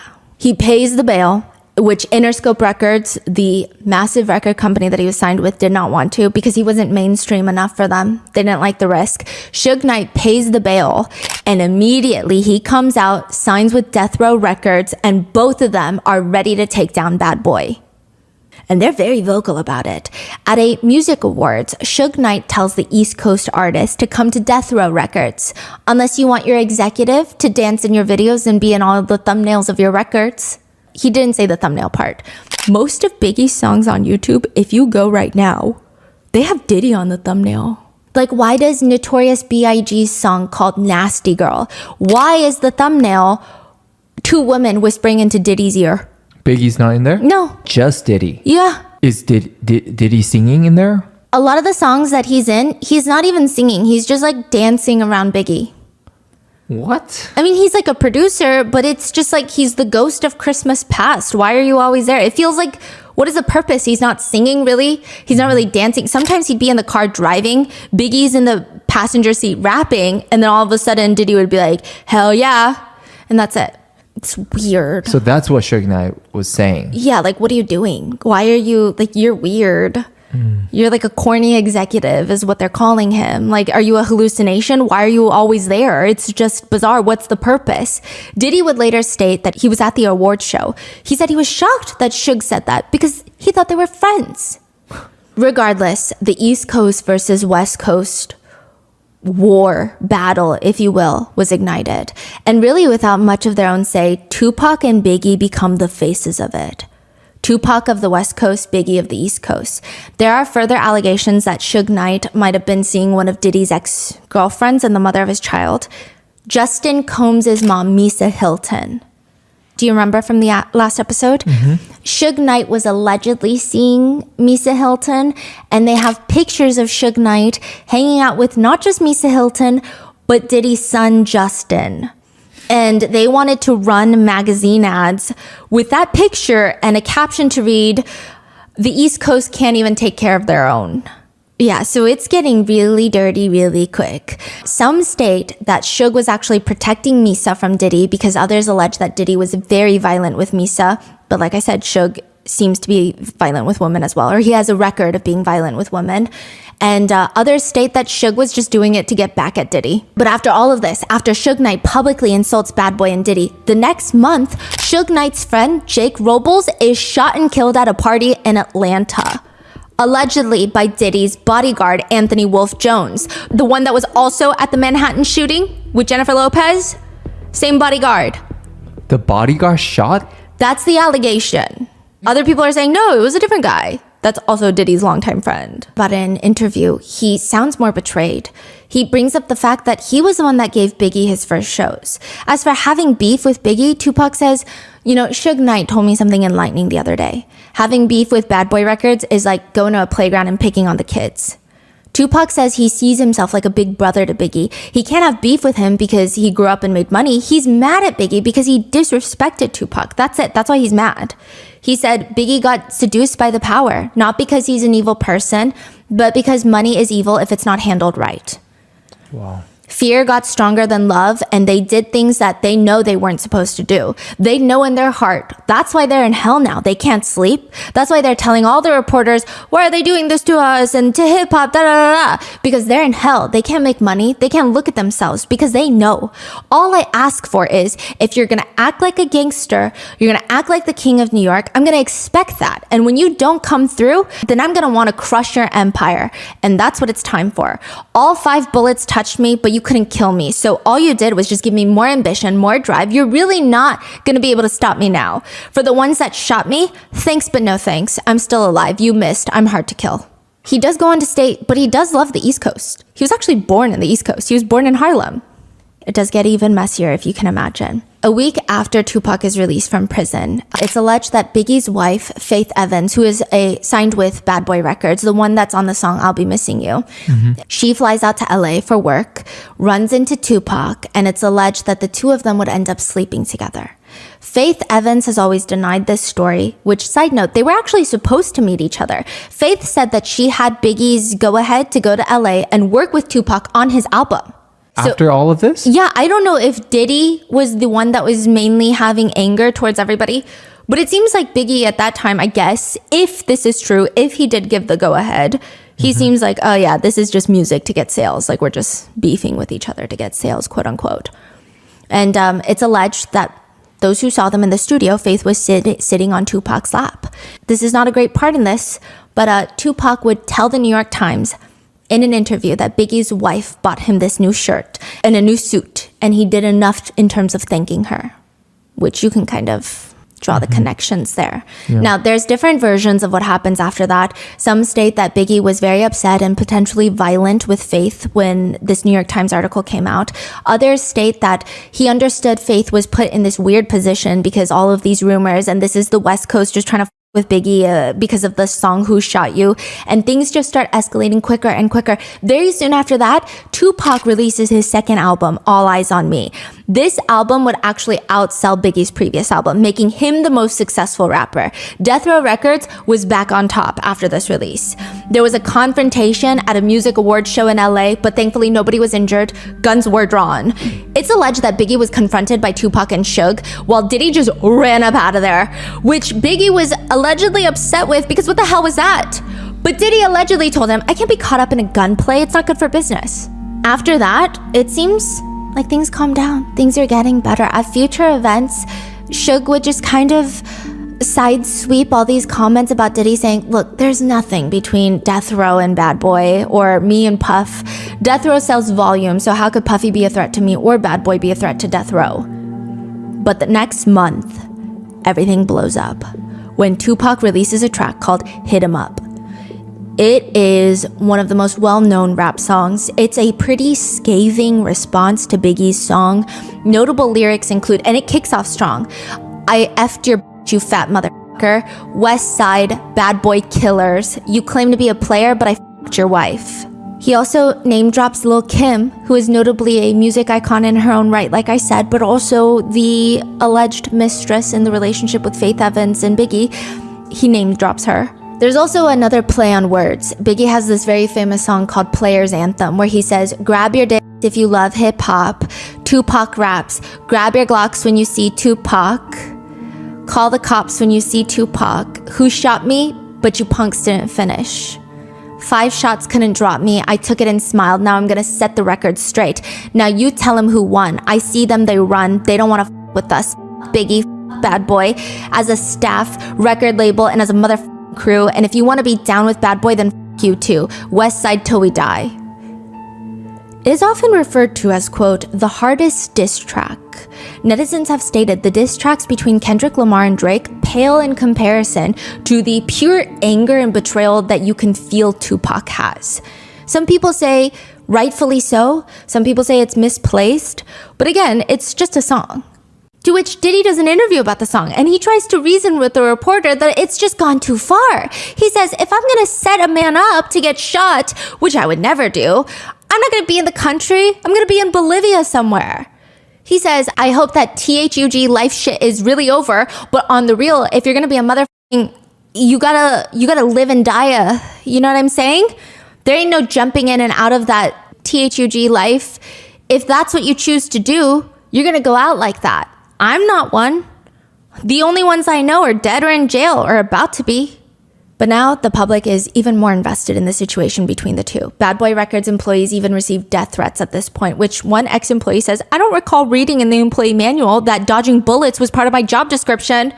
Tupac goes on to do an interview where he states he believes he knows the police know who shot him, but they're doing nothing about it. He says, I already know who shot me. Everybody knows who shot me. The police know who shot me. But that situation, what comes around goes around. I believe in karma. I believe in all of that. I'm not worried about it. They missed.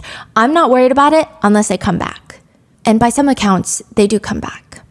September 7th, 1996, at the Mike Tyson-Bruce Seldon fight at the MGM Grand in Las Vegas, Tupac is shot 4 times in the streets of Vegas. He was sitting in the passenger seat of Suge Knight's car. Tupac allegedly had a previous run-in with the Crips gang at the casino. They had a brief fight. They're separated, pulled apart. Suge and Tupac are headed to this new club. They're driving. After this fight, they're driving away. Cadillac pulls up, and a gunman fires 14 shots into the car. Tupac is hit 4 times. Suge Knight is injured with a bullet fragment that hits him in the head, but he is not directly shot. 6 days later, Tupac dies from his injuries. He's only 25 years old. The conspiracies that he's still alive, it appears, are fueled understandably by a combination of wishful thinking and the way that his estate was able to continuously release his back catalog posthumously. Snoop Dogg revealed when he went to see Tupac in the hospital, they were going through a rough patch. Like they'd always loved each other, but it was just complicated. I drove down there to the hospital because I wanted to see my, you know what I'm saying, make sure he was straight. I'm thinking that he was gonna make it. And he said when I walked in, I could just feel Tupac wasn't there, and I fainted. And his mother pulled me aside, Tupac's mother, and reminded me how strong I was. She was like, my baby ain't never seen you weak. I don't want you to be weak in front of him. You go in the bathroom, you fix yourself up, and you go back in there, and you talk to him, and you tell him how you feel. That's Tupac's mom is comforting Snoop Dogg, yeah. I said a little prayer to him in his head and held his hand and whispered at him, you know, said my piece with him. You know, he didn't have no consciousness, but I felt like my spirit and his spirit connected, and I felt like he got it. And Tupac is dead. His mom even said, my son called me every night. I haven't received a phone call in years. That's how I know it to be true in regards to the conspiracy theories. Okay, my name is Tupac Shakur, and I'm 17 years old. My mother taught me 3 things: respect, knowledge, search for knowledge. It's an eternal journey. That's like my haircut, the line, 360 degrees, find knowledge, always. And she taught me to not be quiet, to, if there's something on my mind, speak it. That's what God, that was the breath. She always taught, but also to listen. And she told me this little joke that God gave you 2 ears to listen and 1 mouth to speak. So she taught me respect, knowledge, and understanding, mostly, you know, just listen a lot. Briefly, the main suspect was the guy that had a run-in at the casino, that got into a physical fight hours before Tupac's murder. His name is Orlando Anderson. He's a gang member. Now, officers were told by everybody, oh yeah, the shooter is Orlando Anderson, which they were like, okay, thank you so much for letting us know. We're gonna do absolutely nothing about it. How come? They arrest him for a few hours, but they're like, I do think that the police didn't care. Oh, they hated Tupac, right? Yeah. It was said that even when Tupac was shot the first time in New York City at the Quad Studio, there was a police officer that came, did not like him, and was basically laughing at him, taunting him as he's being taken away on a stretcher to the ambulance. Officers were told that it was Orlando Anderson. They do detain him for like a few hours and then let him go. From 1995 to date, have you ever ridden in a white Cadillac? No. Do you know anyone who owns a white Cadillac? No. And they do nothing about it. It's just strange. For 2 years, they barely look into him to figure out if he's involved, which he likely was, and instead they waited out. And then 2 years later, Orlando Anderson is dead. He's shot in a gang-related shootout that is unrelated to Tupac's death, but now he's dead. And one might presume, okay, put the dots together. That's so embarrassing, right? So the LVPD, the Las Vegas Police Department, said investigators have reason to believe that the altercation had no connection to the shooting. But people are like, what are you saying right now? That doesn't even make any sense. And they just keep pushing it off. Now, the death of Tupac would make the East versus West Coast rivalry reach its peak. There's a big reaction to this. I don't know if I want to call it, because there is actually a different conflict that's called by this, but some LA police have said it was the 10-day conflict, where it was gang shootouts nonstop between the rival gangs, because it feels like they took out your representative, you know? I see. So there needs to be payback. There needs to be eye for an eye. Meanwhile, Diddy is very busy stating he has nothing to do with this. He says, we were shocked at first and we were hurt. It was like, damn, why did that have to happen? Then we were scared because we know how the media is. We're the ones that they're pointing their fingers to. Kept on talking about it. I don't have nothing to do with Tupac getting killed. Which is crazy, because in 2023, they're going to arrest someone who was allegedly in that car that gave the order that night. And he says, Keefe D says, Diddy was going to pay me $1 million to do it. But it seems at that time, Biggie had no idea about any of this. Witnesses who were around him when he found out that Tupac had been shot, they said Biggie was nervous and hopeful. He tried to reason, maybe just to himself. It's okay. He'd been shot before. It was fine. He survived. He's going to survive this one. He's fine. Once it was confirmed that Tupac was gone, it's alleged by Faith Evans that Biggie called her. His voice was so low and small and he was sobbing. And he just kept saying, something ain't right, Faye. Shit got fucked up somewhere along the way, but that was my man. This is where things get stranger. 2 days after Tupac's death, Biggie gets arrested for marijuana possession. They do get out in a few days, but when they do, the car that the cops had taken in, it won't start anymore. So Biggie and his friend, they go over to a dealership to get a rental car. It's like this big, old Chrysler white van, because they have to drive all the way from New York City to New Jersey. They need a car. They rent this old van, and on the highway, they get into a large accident, causing Biggie to fracture his leg. The accident is bad enough that he had to be cut out of the van.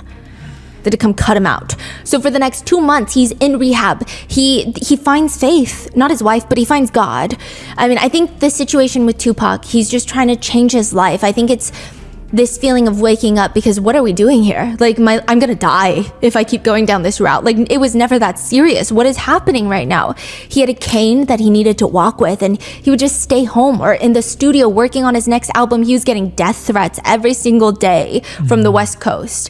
And I'm not saying like West Coast as in Suge Knight, potentially, but like the ones that are sending death threats are like the gangs that resonate with Tupac.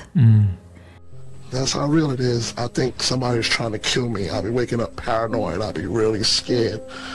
You know, you be seeing me scared to death. He's just working on his next album, Life After Death, which he's gonna die soon. This will actually be released after he dies.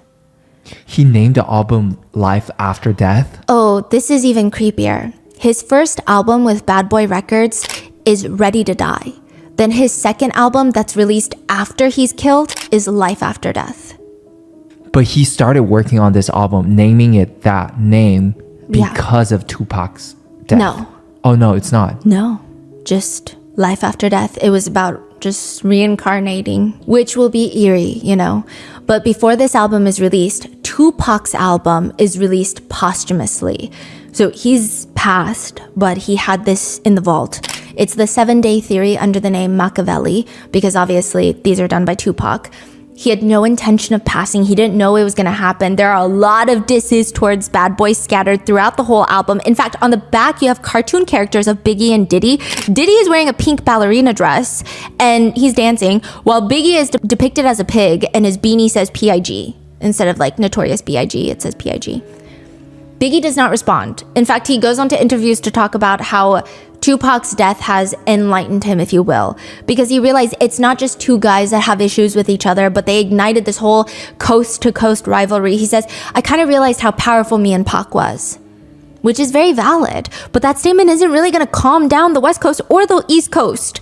And at its height, the West Coast just want payback. They want to take one out on the East Coast. And the East Coast feels defensive because Tupac is the one that was accusing Biggie in the first place, and the tensions just keep getting worse. Biggie's got this new album coming out, and Diddy is allegedly telling him, you have to go to LA to promote this new album. That is crazy. Which a lot of people were confused by, because technically he doesn't have to go to LA to promote this album. And so soon after Tupac's death, 6 months after Tupac's death, a lot of people would say that is very ill-advised because he's getting death threats. They're telling him, don't come to California. You come to California, you're gonna find out what California is about. Did he go? Yes. Okay, it seems like Biggie really did not want to go. He actually scheduled like a press conference in Europe. He was going to go to Europe. They canceled that trip so that he would go to LA. He didn't want to go to LA. He didn't even really want to go to Europe. He didn't want to be on a plane. He still has that leg injury. And Biggie's like a big dude is how Gene Deal describes him, and says sitting on a plane, even in first class, he's not going to be comfortable. Like, he doesn't want to travel. He doesn't want to be outside. It's just weird. So they end up doing all these meetings, these press tours, and then eventually one night Diddy is like, hey, we got to go to a party. Biggie's like, I don't want to go to a party. I don't want to do any of these things.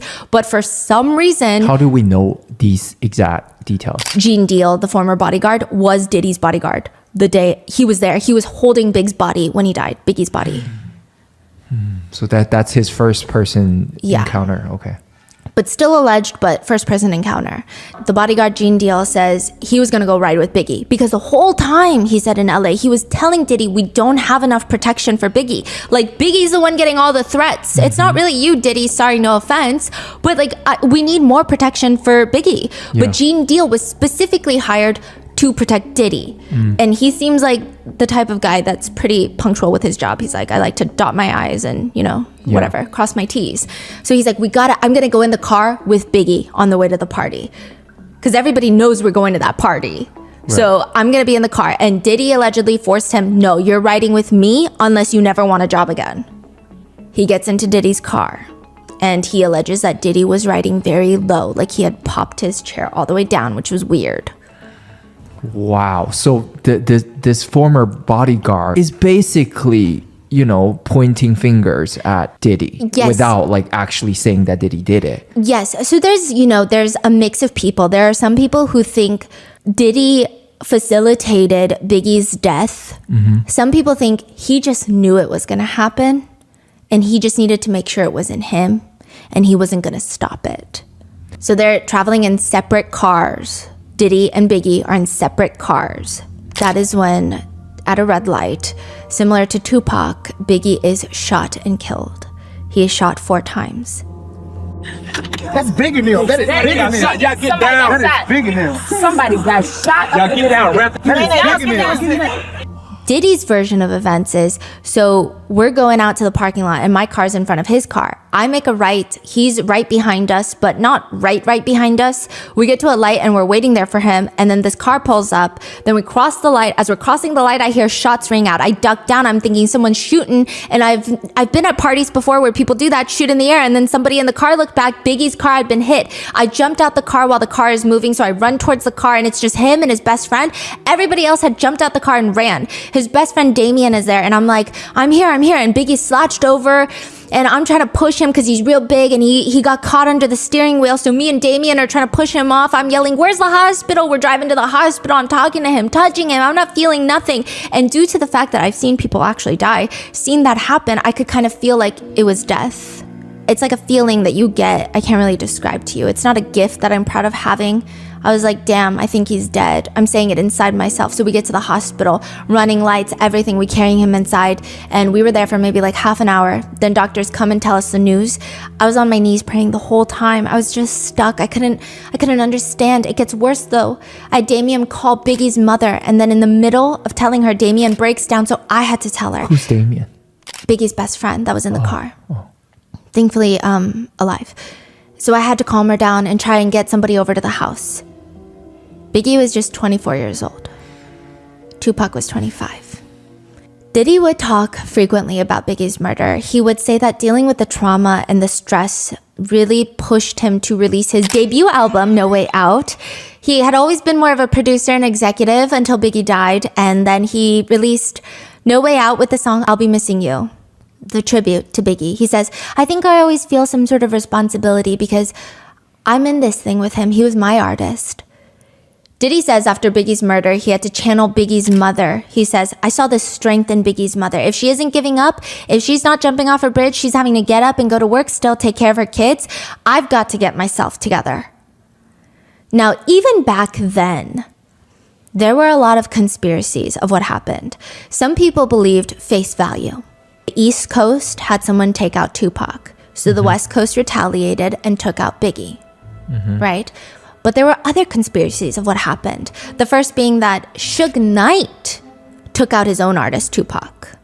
Okay. Yeah. Why would he do that? The allegation being the record label owner of Death Row Records knew that Tupac was going to leave, was going to leave his label, start his own label, and had him killed. I know some people really believe in it. I don't know why. Like I was reading through netizen theories. I just believe not that one for some. I'm not saying Suge Knight is a good person, right? But it seems like the connection that Tupac had to him and his rather lack of indifference for money and hoarding money, it just doesn't sound that accurate. There were a lot of convincing netizens that were like, I mean, Suge Knight's not a good guy. And honestly, Tupac would have been better off without Suge Knight. But they don't think that Suge Knight was the one that ordered that hit. They think it was Diddy or somebody else.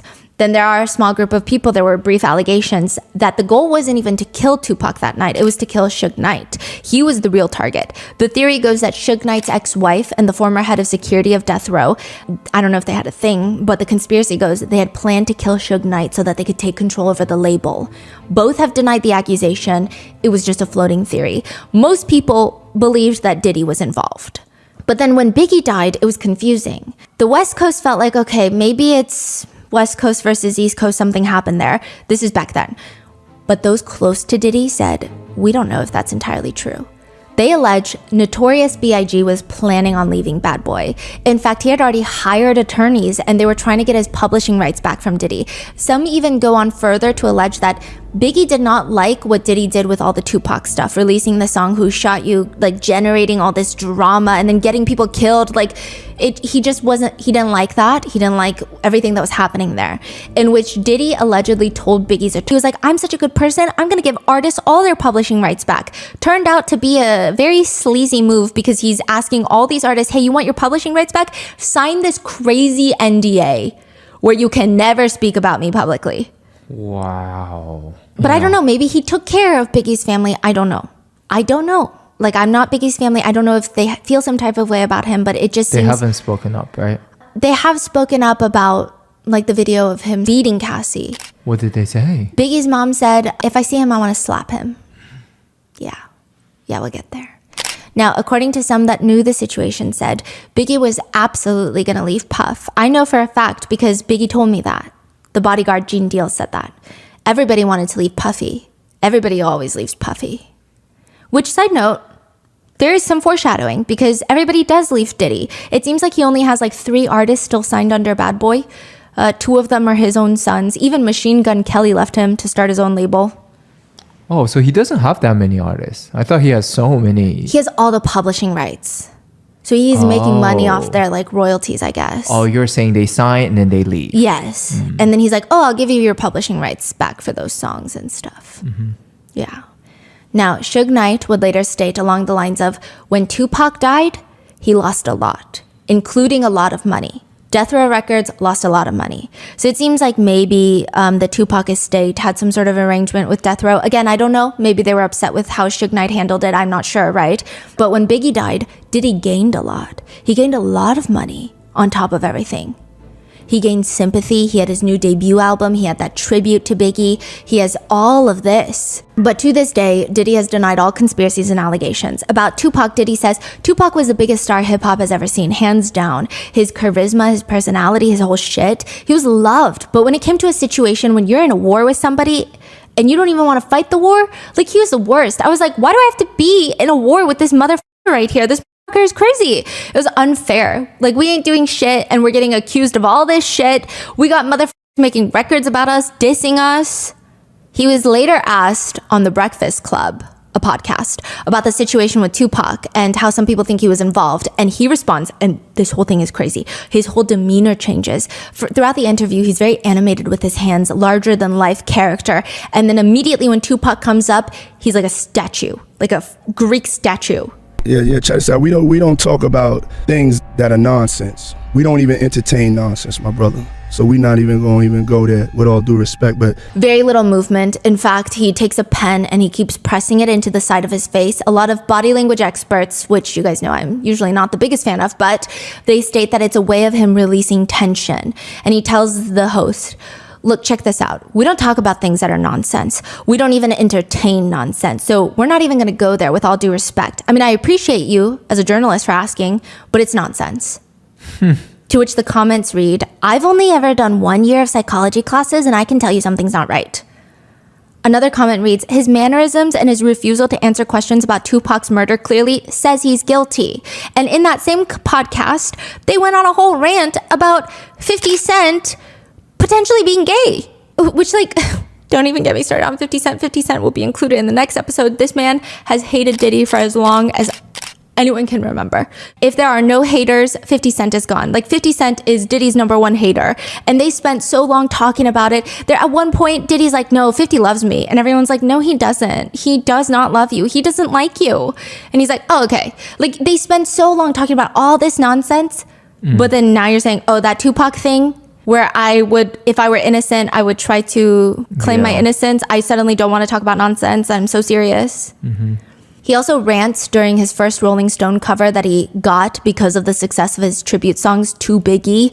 He says, I wanted to talk about the success that I had, the moves I made for Black culture, things like that. But this is what you want to talk about? Like Tupac and Biggie? I'm not mad at you. This is what the readers want to hear, but it's up. I've gotten my fame through tragedies. That's not pleasant for me. I'm even more popular now because of the tragedy of Biggie. Not popular in a good way. Which, this seems to be a trend. About the college crush incident, he says along the lines of, it's not fair that everyone will remember me by the 9 people that died, no matter how many platinums I sold. I'll always be known for that incident. What? Which is crazy. But would Diddy really do all of this for fame and money? I mean, murder and conspiracy to commit murder are extreme crimes. I guess we'll only know if it's discussed in court, but one who allegedly knew Diddy says, that guy was all about himself. All he cares about is power and this odd, strange, deep desire to remain famous. He loves having his photo taken. He loves showing off his extravagant life. He wants to keep Diddy at the top. Being part of his company is like a circus and he's the ringmaster. The main reason he's such a superstar is because all he thinks about is Diddy. From the minute he wakes up until the minute he goes to bed, Diddy's hobby is Diddy. One insider source says, everyone always chalked it up to him being a creative genius when it came to his obsession with controlling things, but he just really had a thing for fame, okay? They nicknamed him at Bad Boy Records Notorious VIP because he always wanted to be treated like a VIP. Life After Death, Biggie's album, came out after Biggie passed. Diddy's debut album came out after Biggie passed. And it was this debate of who's going to be on Rolling Stone, according to the former bodyguard, Gene Deal. Everyone was saying, it's got to be Biggie. It's got to be Biggie. Like, this is his legacy. This is to remember him. And allegedly, Diddy said, no, he's dead. I need to be on the cover of Rolling Stone. The conspiracy now, this is a conspiracy. Nothing about this information is verified. It could have been made up by some guy in a bunker eating Pringles and drunk out of his mind. So please do your own research. I have no intention of convincing anyone. But the conspiracy that is widely available online is that allegedly, Diddy put a hit out on Tupac. Once Tupac was gone, he realized that he is the prime target for revenge. People are pointing the finger at him and Biggie. So allegedly, he went and had Biggie killed because he knows this isn't gonna stop. I mean, it's only getting more and more intense. There's no end to this. A lot of people have interpreted the conspiracy theory in a few ways, that either he planned for Biggie to get killed or he knew about it and did nothing. It does help Diddy a lot.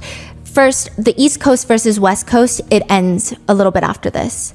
Because it's like, okay, we've lost everyone and everything. We can't do this anymore. We can't keep going eye for an eye. They took someone, we took someone, it's then the truce. 2, instead of being the guy that might have been involved with a murder, he becomes the guy that lost so much. He lost his best friend. He lost so much in this rivalry.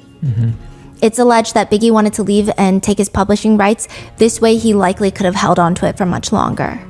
And some people actually take it far past that and say they actually connect Kim Porter's death to this Biggie conspiracy.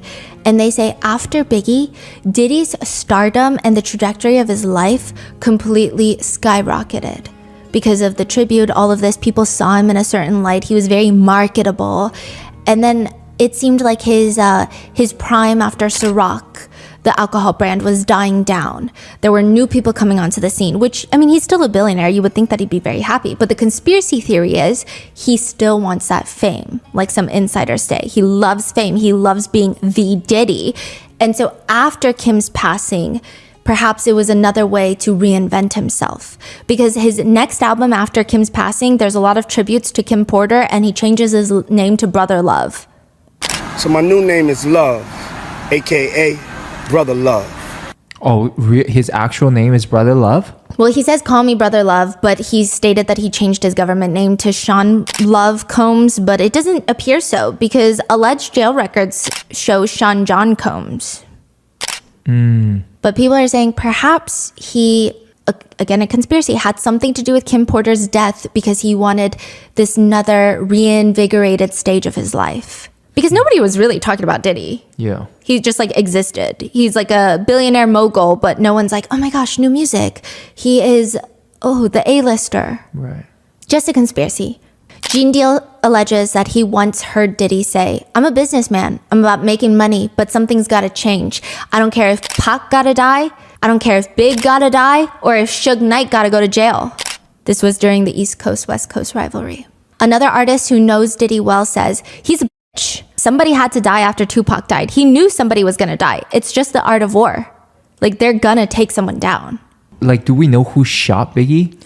Yes, it seems to be someone that, yeah, we do, but it's like complicated. It's a whole other lore. Some people say that Suge Knight has connections to him. It's very complicated. I don't know what the investigators were doing on both these cases. It's unlikely that they were doing their jobs, but what I do know is allegedly Keefe D took a deal in 2009 in LA. Keefe D is the one that was arrested last year for Tupac's murder. Okay.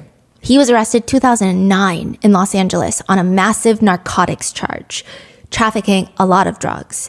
And so he more or less went into an agreement where he said that he would tell the police a lot of stuff about Diddy and the Tupac murder. I thought the killer is it Orlando? Yes, he's the one that pulled the trigger. Keefe D was in the car. He did not pull the trigger, but he was the one that allegedly ordered the hit because he wanted to get the $1 million. Orlando is his nephew. So it seems to be like they were all in the car. Orlando had just gotten into a fight with Tupac earlier, and they knew that Diddy had a $1 million hit out on Tupac. So it wasn't even just them. He was like telling a few different people like, hey, I'll give you $1 million if you take out Tupac. So his nephew just gets into a fight with Tupac. It seems what he's trying to describe is, okay then, let's settle it. Let's get our $1 million. And he said that. Basically, like he just went on. He was released from his narcotics charge. Nothing happened to Diddy. Nothing happened with the Tupac case. He went life as normal, went on to documentaries, went on to podcasts, wrote a book. We must require standardized testing for microphone purchases because he's just out here confessing to crimes. He said, we couldn't let no record company studio gangster do us like that. Had they lost their fucking rapping ass minds? Because they beat up his nephew at the casino. And he says, when conversations would come up about $1 million bounty on the heads of Suge Knight and Tupac Shakur, that was business. But after Tupac, Suge, and them Death Row jumped on my nephew Baby Lane, aka Orlando, that shit became ominously personal.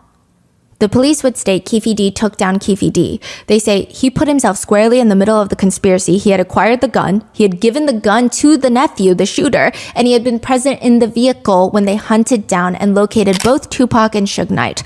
All the other direct conspirators or participants are all dead. The other people in the car, they're dead now. What? He is the last man standing among the individuals that conspired to kill Tupac. But now, the internet does not believe that to be true. They believe, no, there's another person still standing or laying down or bent over. I'm not too familiar with how people pass time in federal prison. And that person is Sean Diddy Combs. I see. So that's why like Eminem and all of these people in the industry keep referencing to it. Yes. And they keep saying Diddy called the hit. And it's not like these two are strangers. Diddy actually knew Keefe D since the 90s. Yeah. Allegedly, Diddy came and was like, I have a couple problems I need to be handled. Now, Keefe D, his biggest problem with all of this, though, is that he never got paid. Yeah.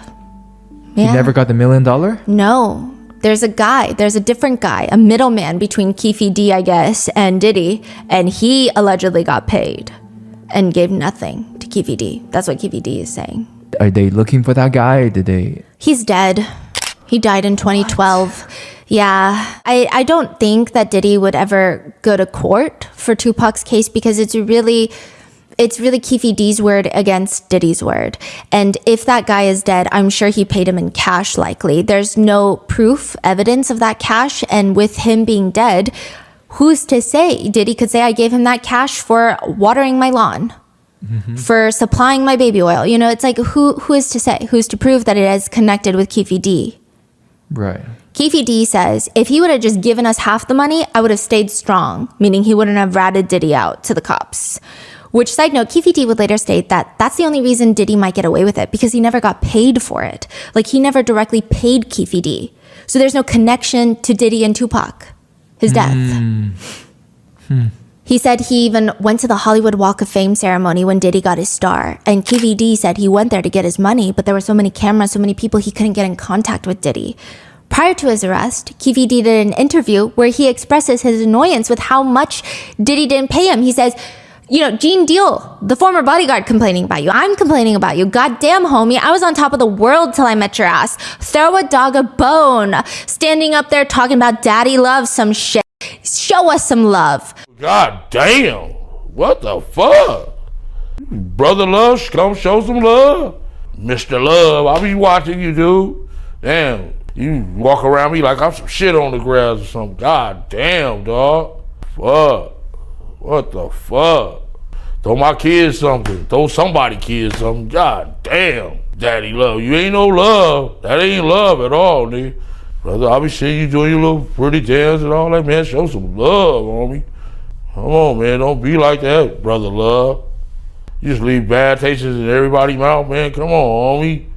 And yeah, and this is like before his 2023 arrest. So like, imagine just going on a podcast and being like, the person who hired me to murder someone did not pay me for the murder.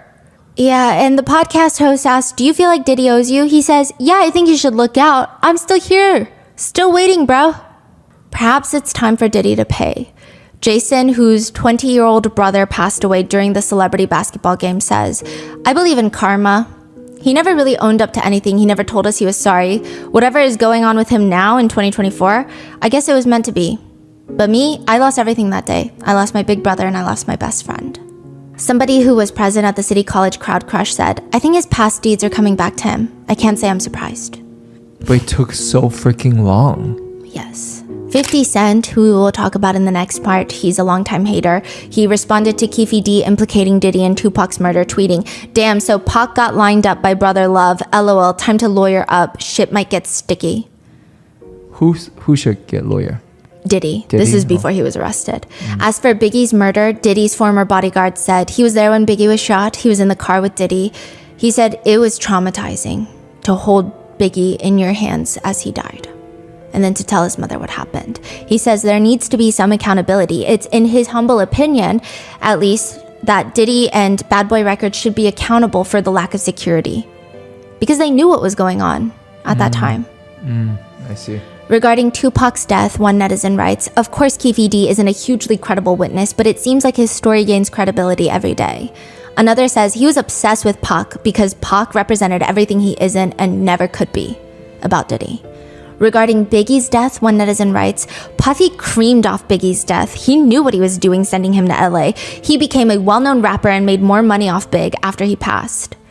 Another comment reads, "And then after his death, Puffy made a shit ton of money off tribute songs for Biggie, like I'll Be Missing You, pretending to be Biggie's best friend when he was behind this murder. That's beyond evil. R.I.P. Biggie, you were too young and you deserve better." Another just comments about how much new stuff is coming out about Diddy, and they write, "I wouldn't be surprised if Diddy was revealed to be the Zodiac killer at this point, the Zodiac." Others think this is actually way bigger than Diddy, that the people at the top have sent Diddy to be taken for the slaughter. They write, "Who did Diddy fuck with to be clapped with all of this now? Like everyone has known this stuff for decades, but within 6 months his life is basically over?" They're saying like the Tupac stuff, it was not a hidden secret. Yeah. The comments on the song I'll Be Missing You, the tribute song to Biggie, the comments now read, "Every breath Diddy takes, every move Diddy makes, every single day, every time he prays, the guards will be watching you." Another reads, "Making a song for the guy you killed, such a spineless animal." Or, "It's amazing how in the span of a year, a song with beautiful lyrics that are so powerful it can shift and morph into something dark and strange in terms of meaning." There is a lot of discourse on how this is impacting Diddy's legacy because there is argument that Diddy did help make black culture along with rap music, hip hop. He helped make it more mainstream, and indirectly he's likely helping a lot of black artists move forward in their careers, which is not my place to neither agree nor disagree about that discourse. Also, a lot of netizens have pointed out that a lot of his victims are black artists. Freddie P, one of his former artists, states, so he said that he had been attacked recently because people are saying, "You're trying to take a black man down." And he's saying, how are people upset with me Wait, about... what did he do? He's been very vocal about how shady Diddy has been in the past with business. Right. And a lot of people have been saying, like, nothing has been proven in the court of law yet. Like, you're just trying to take down a black man when there's probably a lot of white men involved in this, which is very true. But Freddie P says, we're just dealing with telling our story. And it sounds so harsh coming out. It sounds like we're trying to kill a legacy, but no, bro, I'm just trying to tell my story. If it sounds harsh, then you could look at Diddy how you want to. These are his actions. I'm not asking you to look at that man harsh. I'm not saying judge that man. I'm not trying to make anybody look bad. I'm just telling you my truth. Is my truth offending you? To which furthers the discourse of, then why didn't they say anything before? Which some commented, people are so tough on the internet. He's a supposed billionaire killer with connections. He threatened to blow up a dude's car and that shit happened. But sure, be tough on the internet. Cassie opened up Pandora's box and now people have the courage to come out. Others have stated that Diddy being behind bars is what encouraged a lot of people to come out. Because a lot of the lawsuits now are after he's behind bars. Yeah. Tupac's family have hired Alex Spiro to investigate any links between Diddy and Tupac's murder. Alex Spiro is not a random lawyer. This is one of the top high-profile attorneys in Hollywood, previously repped Megan Thee Stallion, Jay-Z, Elon Musk, Alec Baldwin recently in the Rust case. And because everything comes full circle, Alex Spiro is also repping New York City Mayor Eric Adams. Eric Adams is the one that gifted Diddy the keys to the city of New York City and then took the keys away from Diddy, and then he is now facing his own corruption and bribery charges. Wait, when was he hired by Tupac's family? Oh, after Keefe D came out to say Diddy hired him. So like the last few years? Actually, recently, in the span of a few months. So this whole double murder from decades ago is unraveling. Like ongoing now. Oh, like developing very quickly now. And Keefe D's trial is 1 month before Diddy's. or 2 months, March. That is crazy. Like just like you said, like everything unraveled like right now. Yes. Decades of crimes and I mean, I wasn't too familiar with Diddy or any of the artists involved in this one. I think it was a little bit before my time, but I didn't even know about this college stampede, the college crush incident, which you would think that would follow someone forever because it's pretty bad. But regardless, Tupac's brother even did an interview recently where he states decades ago when his brother was killed, Diddy had called him and he says, he basically said he had nothing to do with my brother's murder. I told him the truth has still yet to come out, so we're gonna see. Here we are 28 years later. It looks like there's some doubt in that statement. It does not appear that Biggie's family have hired an attorney to look into his death, but his mom did comment on the video of Diddy beating Cassie, and she says, I'm sick to my stomach. I'm praying for Cassie and I'm praying for his mother. I don't want to believe the things I've heard, but I've seen the hotel video. I pray that he apologizes to her. I hope that I can see Sean one day, and the only thing I want to do is slap the daylights out of him, and you can quote me on that. And she has stated about Diddy's relationship with her son Biggie. I believe Sean loved my son after he was dead. You're kidding me. Yeah. Wow. Finally, karma is catching up to him, like decades and decades. And like what you said, Tupac once said in an interview, I believe in karma. I believe that everything you do bad comes back to you. And maybe it's time. And that is part 3 of the Diddy case. I will see you in the last and final installment in a few days for part 4. Please be safe, and I'll see you in the next one.